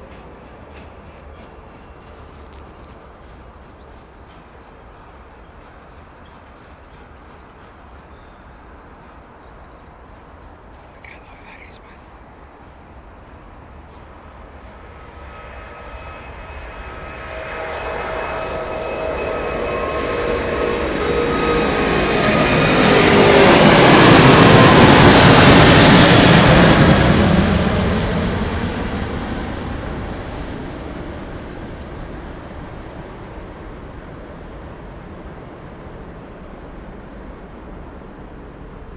Yeah, hey, Emirates and the Big Roo, you got to beat that. The challenge is out, man. That was insane. Yeah. Jen Pitstop is a brand new member. Welcome, Jen. Raskas rolls power indeed. Wow, how cool was that? CPR loving it. What a shot, Leddy Fraker. Nick Woodward, Ross Gin. Wow, an orchestra, Clive Sinclair. Wow, Brian Stewart, seeing off this blue, CJ Cotter, everybody loving the sound, man. I tell you, you got to go along. I mean, they do send it. BA pilots, I've got to admit, sometimes 09 operations, that early morning flight out to San Fran, the 380. Is it early morning? Well, not early morning, sort of like mid-morning. Just before Alan Partridge is on with Mid-Morning Matters. Listen to these things.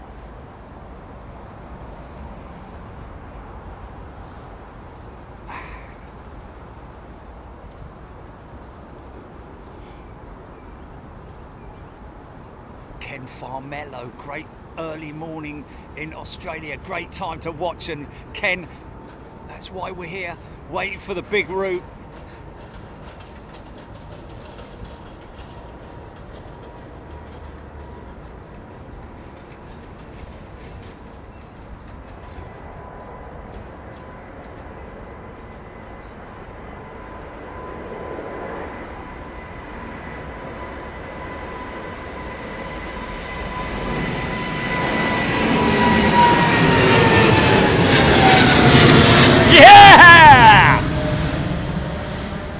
Mate, it's the Doppler, innit? It's the Doppler effect that does it.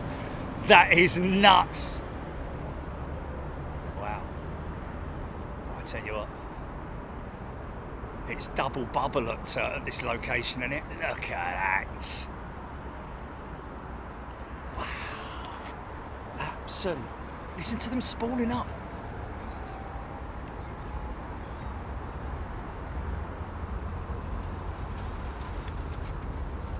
Lots of people come. Are you there, Gilly? Are you there? Oh yeah.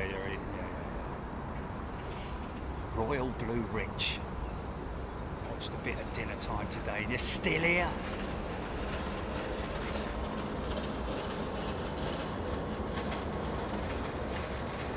Oh my God, Gilly, this is awesome.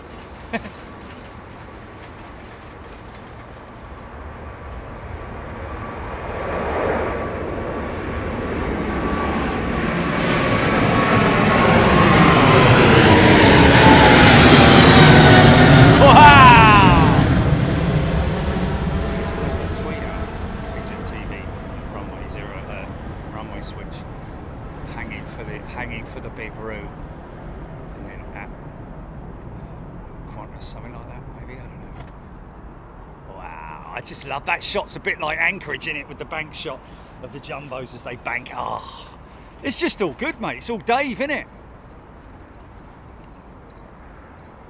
It's all Dave.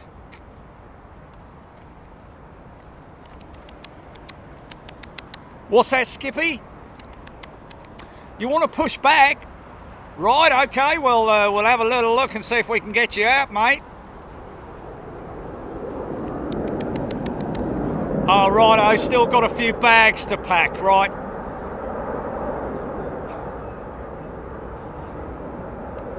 Oh, I think she's just about ready to go, mate. The wing lights are on. Look, the wing lights are on the big route. Terry Ashworth.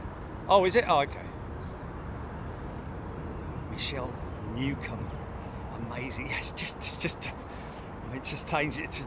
I mean, we've initially thought that when we came back here that this was going to be this sort of like a position for 09 departures, but this is really sort of really opened it up, hasn't he? Carol Smith, what height are they banking out? Oh look, another BA jet with the gear down.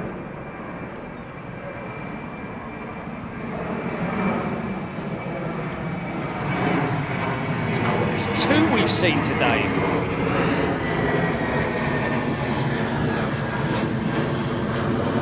Of course, remember that these are hydraulically operated braking systems, not electrical like the Dreamliners. So that's a hydraulic system that's well, not a hydraulic system, but it's about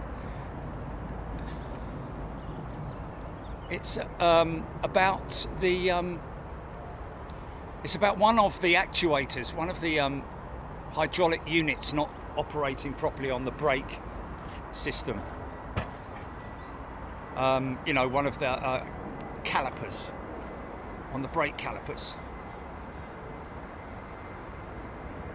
So good morning, Australia. Someone taking offence to my Skippy thing? Whatever. Moaning about calling it Father Christmas in a minute.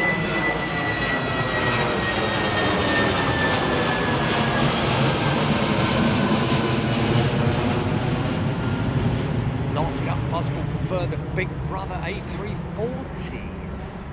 What's that? Interesting that South African Airways, with no onboard pyrotechnics, have just announced a new route down to Perth, I think, from Cape Town on the A340-300. Terry Ashworth loving the sound, loving the location for sound. Wired for sound. Oh, Roxy Simmons, thanks. They were joking. Sorry, mate. Love it.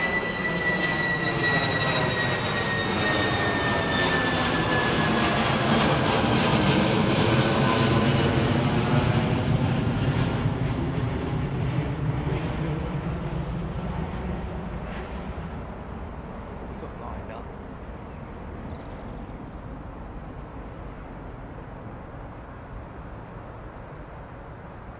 There's a 380.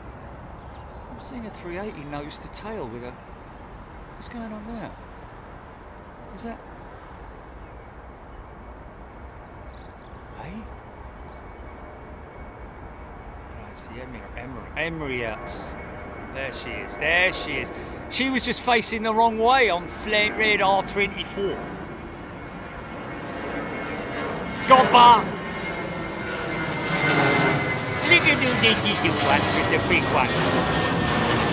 Jordan Weir loving the location, thank you, Jordan. Ian McGee loving this spot for catching takeoffs. Folks, we are blessed, I have to say.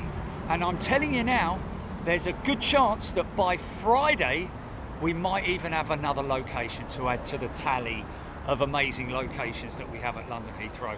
Then we will have the whole flipping lot covered.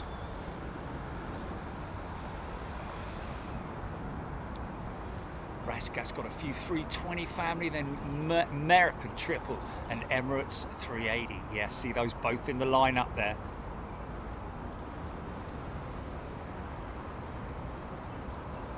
Yeah, not much. Got a little pack of 320 family down there, haven't we? All vying for position. Looks like the American triple might push in front of the little Eurowings jet. Let's have a little look.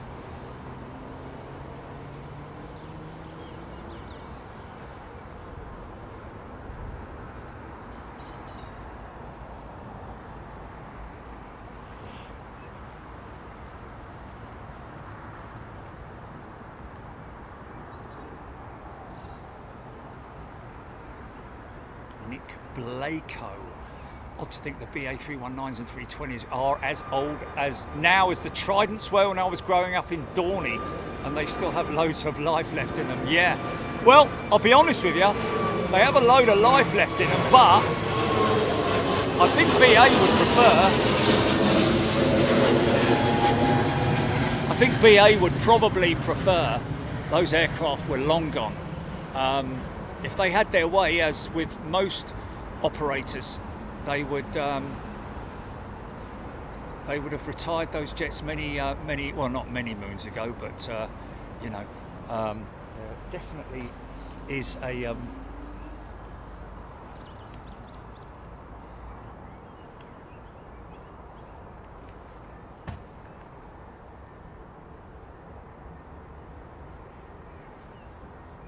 Papa Echo location is top notch. Yeah, you know what, folks? Normally, I wouldn't have that fence in the shot. If you can see, my position for departures is actually around there.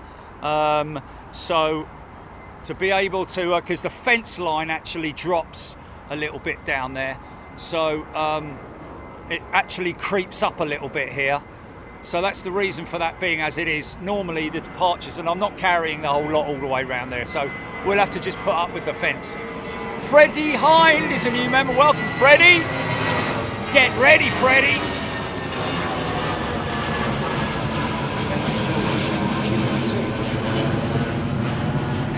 Now showing us 9:04. It's going to be late, isn't it? QF2 showing 9:04. Yeah. Oh. Yeah, it'll be dark, mate. Well, we'll just have to. Maybe we'll get.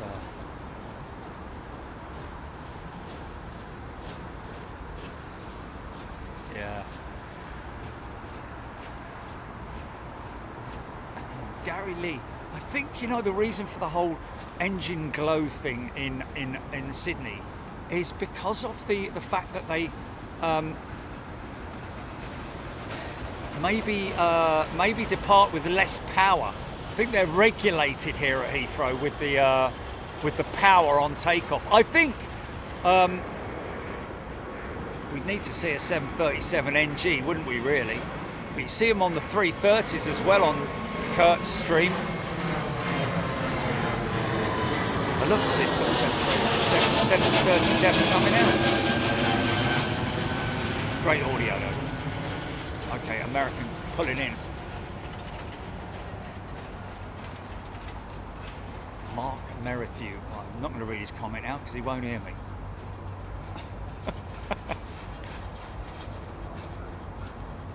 Lowlander. Embraer is taking seriously the alternative of competing with Boeing and Airbus in the narrow-body jet segment. Well, they kind of are, aren't they, with the Embraer? But the Embraer, the E2 it's not, in terms of long range. It does have a maximum, and that maximum is nowhere near really even the A220.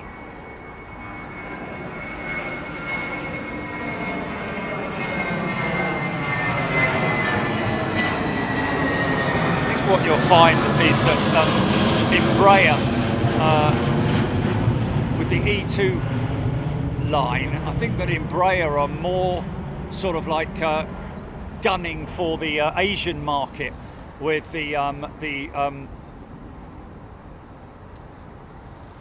regional market within Asia.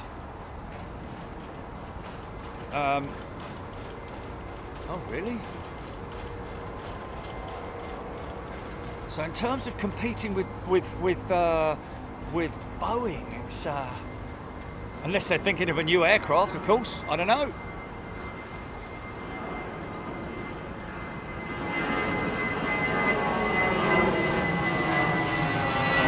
Tony Bankman, late departure for the American.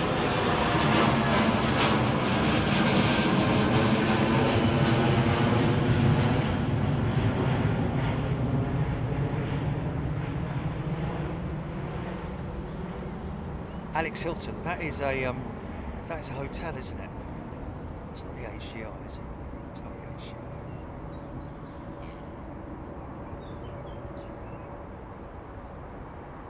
No, it's an office. It's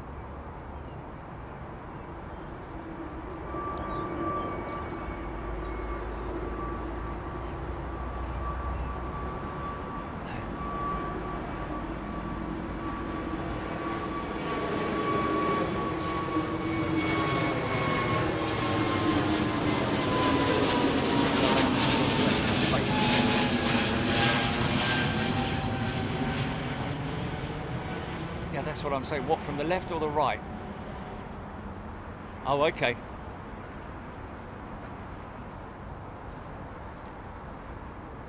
Yeah, Michael, I think that tower block is actually quite some way away from the airport. Hounslow, innit?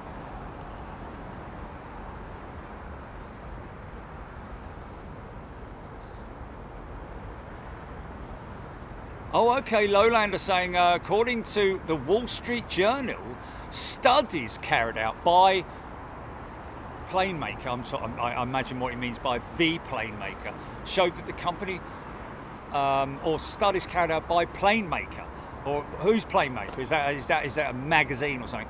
Showed that the company has the capacity to develop a next generation narrow body jet. Next generation, blimey, aren't they happy with the current one, the E2, sir? Oh, have a listen to that. Oh, mate, listen to this.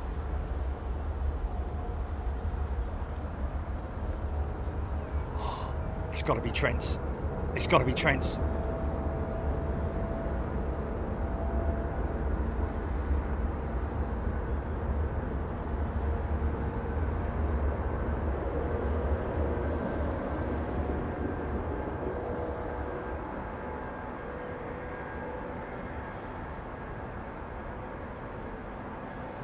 This is full send.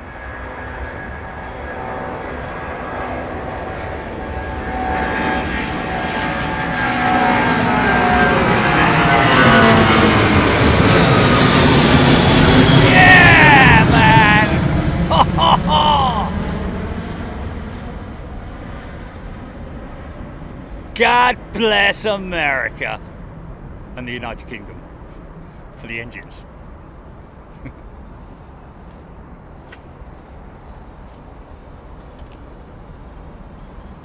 Here we go. Can't see if he can beat the BA 380. Oh, she's noisy. Yeah. This could be competitive.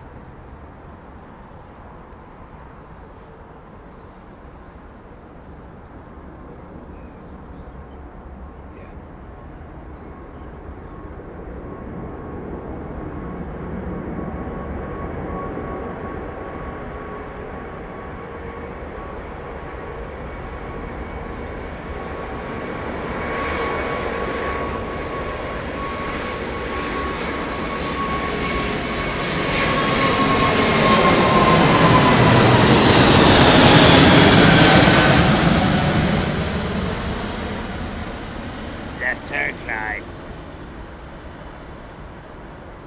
Yeah, baby. Whoa! Man, oh man, that was good. It was good. It wasn't as loud and gnarly as the BA jet, but it was still good, wasn't it? Wow!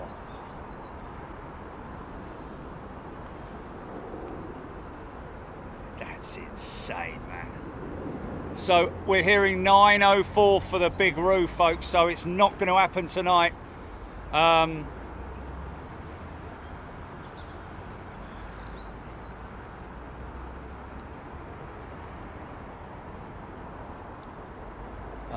Runway 71, yeah, the E2, the Profit Hunter. They've called that since day one, literally.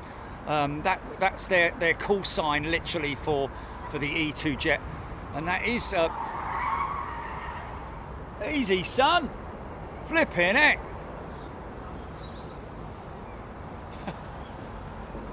Gordon Freeman, £1 million in the air. Jane H giving a shout out to whomever gifted her the membership. Oh, Michael McHugh and Virgin 350 soon. Trent's where better. Low power takeoff. The boot will lag. Okay, where's that? Okay, we've got 350, Virgin 350. Should we call it on the Virgin 350? But didn't you say there's two Emirates 380s coming out, Jim? Oh, they're both delayed. Oh, okay. Right, folks. We're going to get Virgin's 350 to JFK VS25, and that's going to be the call out.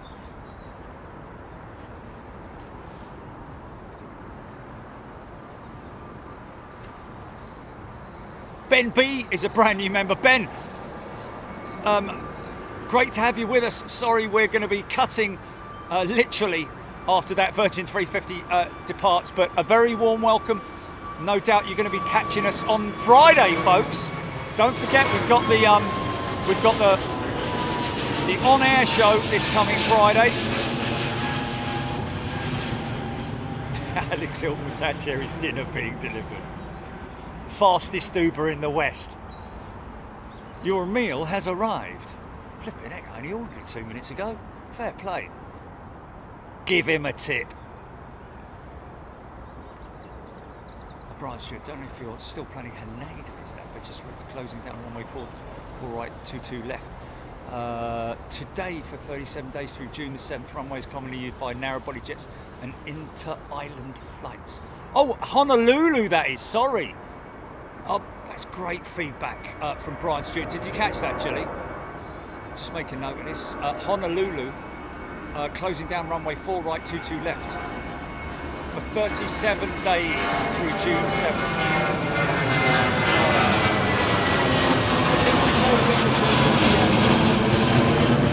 Yeah, but doesn't that mean that everything's going to be on that other runway then? No, I need to see that. Oh, okay, yeah.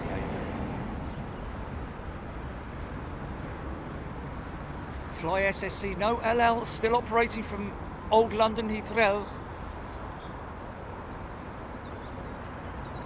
Matt Cat Lady, which terminal at Heathrow best accommodates the 380s? Well, Terminal 2, Terminal 3, really, isn't it? And of course, Terminal 4. All terminals are capable of receiving the A380 Super Jumbo. You can see inside Terminal 5 now. That's how close we are, folks.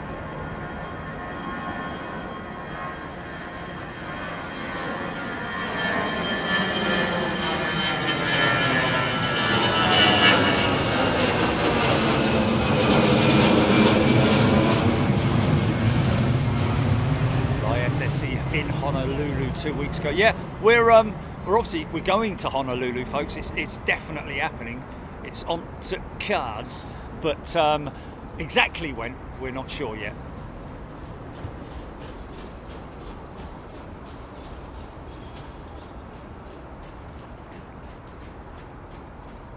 What's that?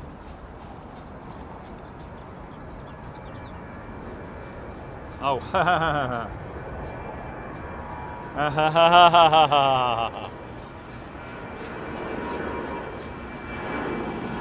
very funny, Alex.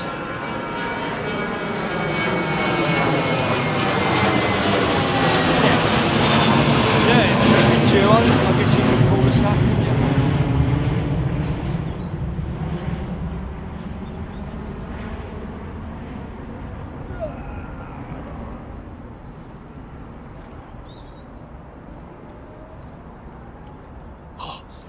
This is the fruit penny in it.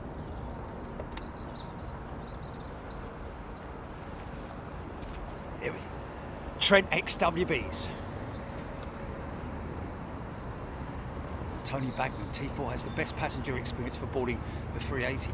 And I have to say, depending on where you're travelling to, but the great views. Oh no, it's not. This isn't it. Flipping it. Crazy, you can hear the spool up, isn't it? This looks like a Lufty or something, BA320 Neo. Yeah, man, those LEAP engines, man, that when they spool up, sounds like a triple, doesn't it? Mark Marler, just checking in during lunch in the Western United States of America. Thanks, Mark. More of these night streams.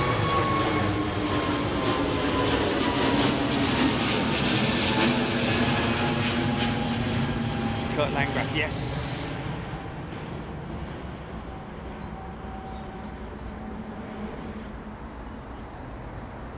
Chicken went to Burger King. Chicken's all over the place. Went to Burger King and someone let a chicken in Burger King. Oh, that is hilarious. So they just wander around aimlessly, do they? Oh, I love that, man. It's almost like cows in India, isn't it?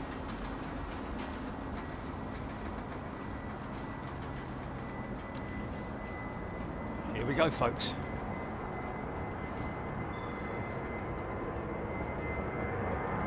Here we go. VS25, JFK bound. Listen out.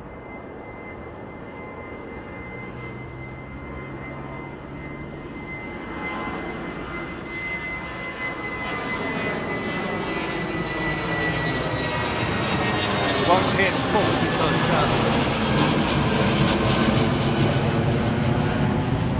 wow, look at this. Run it long, boys and girls, run it long.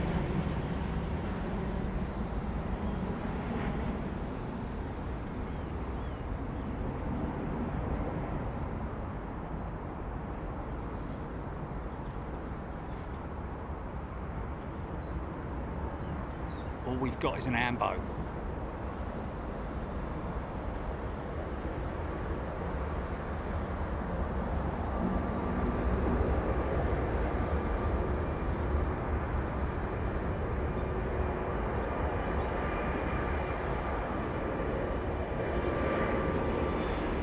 Derated, very derated.